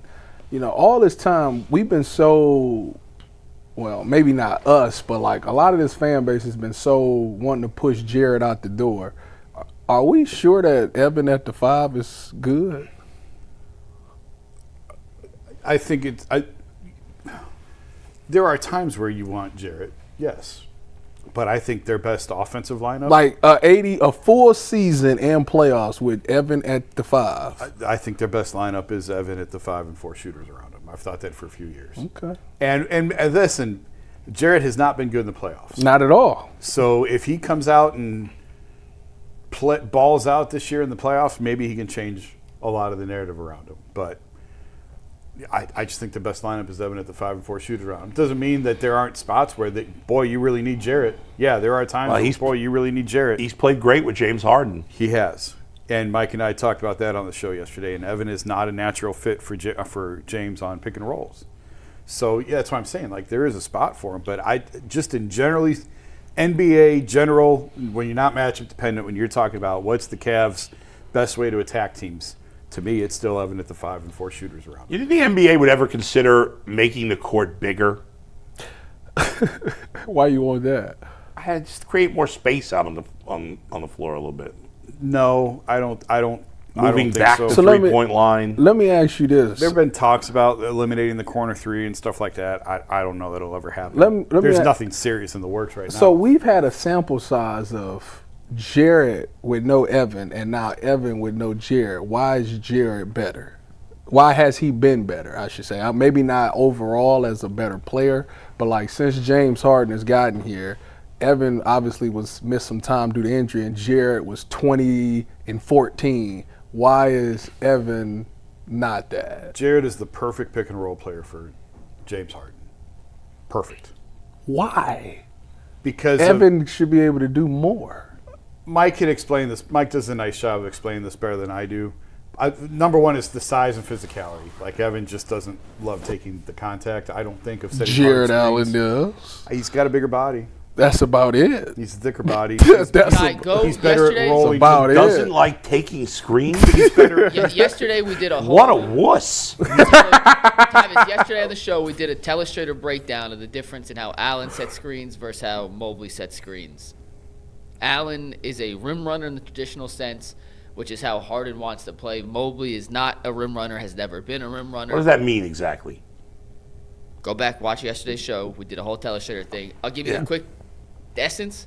You set a screen, you're going directly to the rim. Roll to the rim. Rim like a pick and roll, get to the rim. And Well, that but that's not, forces- but Jason said the problem is he doesn't like to set the picks. That's why Allen works. Allen is a traditional rim runner. I'm not saying he doesn't like to set the picks. I think Jared is better. What a Yes, which is why when we acquired James Harden, I kept telling you Jared Allen's going to be the biggest beneficiary. You did say that. That is the kind of player that has worked at every stop of James Harden's career. But Mobley, when he sets screens, is more of a pick and pop player. He's a pick and fade player. He's not the guy who likes to get directly down. And So he likes why to do slip y'all screens want too. him instead of Jared at the 5? And see, like, give it. I don't agree like, with I, Jason I right now. understand. That's Like, their best I hear you on the playoff thing. He does have to prove it. But let's say They the way- all have to prove I mean, if he it. proves it in the playoffs, we're having a different conversation. Okay, so the way Jared has played since James Harden has gotten here, if that translates to the playoffs, you rather have Jared at the 5. If that translates to the playoffs and he's rebounding and he's playing this well and he's, Okay, I just want. I'm want to hear totally that. open to that Okay. changing, but he hasn't shown it in the playoffs. That's fair. No, that's fair. I was a little shocked that I didn't factor in the playoff like how Jared in the past has been in the playoffs. I'm just thinking about the right now. Like if he played like that, why wouldn't you want? Because I told you, Evan to me is an X factor player. I'm not dependent on him, but Jared has to be Jared. What we've been seeing out of him. All right, next super. Yeah. Mr. Red Pants says Cleveland has accents too. We're the only place to say tree lawn. Tree lawn. That's not an accent. That's slang. What else is it called? I mean, that's just Tree lawn. I don't know what you'd call that. What but do I you? think it's a Oh. word. It's not an accent. What do you call? that has nothing that to do ain't with what it accent. is called. Some people call it a devil's strip. Yeah, I've heard Cleveland's that, I not guess. the only place you called. I called said it a it's a tree lawn. landing What did you strip. call it as a kid? I literally just asked Steve what it's. I don't think it's just grass. You're asking the guy who doesn't know what a compass is? Yeah, what Mike he is a called little- that? He's asking grass. I think we called I it the don't tree think we had lawn. a I can't think specific anything else that I have ever called Tree it. lawn. I don't think that's a Cleveland exclusive. All right, next. Palace Life Kid says, would you guys trade back from 6 and draft Sadiq, pair him up with Fan and 2 big-time tight ends? No. Yeah, I don't know that you're trading back from 6 to No, take a tight end. no, because as I was talking to an insider, I'm out on Sadiq. You're out. Yeah. Why? What's the thing with him? Allegedly, obviously I can't confirm it, but Yeah. what I'm hearing is it's not the most motivated guy. Not great. Yeah. McShay said he's heard some. Not a great practice habits. Okay. Yeah. Not Next. truly want to be the best. King Youngry says, same sources say Sanders can't walk and chew gum. Said Dylan was a supercomputer, puts their credibility into question. We haven't even talked about that. We got the message from Vince Cellini, and we didn't talk about Shedeur Sanders today. That's 3. And there's still complaints. We did a whole show for Vince with no Shedeur. Just for him. Yeah. I never once called Dylan Gabriel supercomputer. Not That was Mary once. Kay. That was Mary Kay. Never. And it was we haven't even talked about it today. We did a full show with no quarterbacks. Yeah, we didn't talk about the quarterbacks at all today. S.A. Spencer says Tyvis wouldn't score on Bronny. Stop capping. Ooh. I respect it. Would you score on Bronny? I believe so, but Yes, I respect it. Well, I wouldn't actually don't score. think- It's like 21 to 21. You don't think I would score? Bronny doesn't play real minutes, does he? He's a good G League player. That's not my question. No, he just plays no. How tall is Bronny? 6'4"? 6'3". Yeah, Oh, that'd be an even. He's a matchup. legit G League player. He's a good G League player. Yeah, good G League player. He would I never. wouldn't He would score? He would never. And I don't care because there's nepotism all over the place. But he would never be in the NBA if he wasn't LeBron's son, right? Not right now. Not right Not now. right now. He is a legitimately solid G League player right Yeah, now. yeah, yeah. But G League player, Which is NBA pretty impressive because You don't think I could? It would be 21-1 against Bronny? Bronny's a tough matchup because he's your size and he is a really good athlete. Like you be able to, Ooh, you think he could score more easily on Donovan than Bronny? no, he said, "Can I make it a competitive game?" I'm saying No. I didn't say a competitive game. I said 21-1. Oh, you would score. You'd score him. Yeah. Oh yeah. The All right, we're super gonna chat make said a I Tim would. Disney No. advertisement in overtime, live on air. Later. Peace.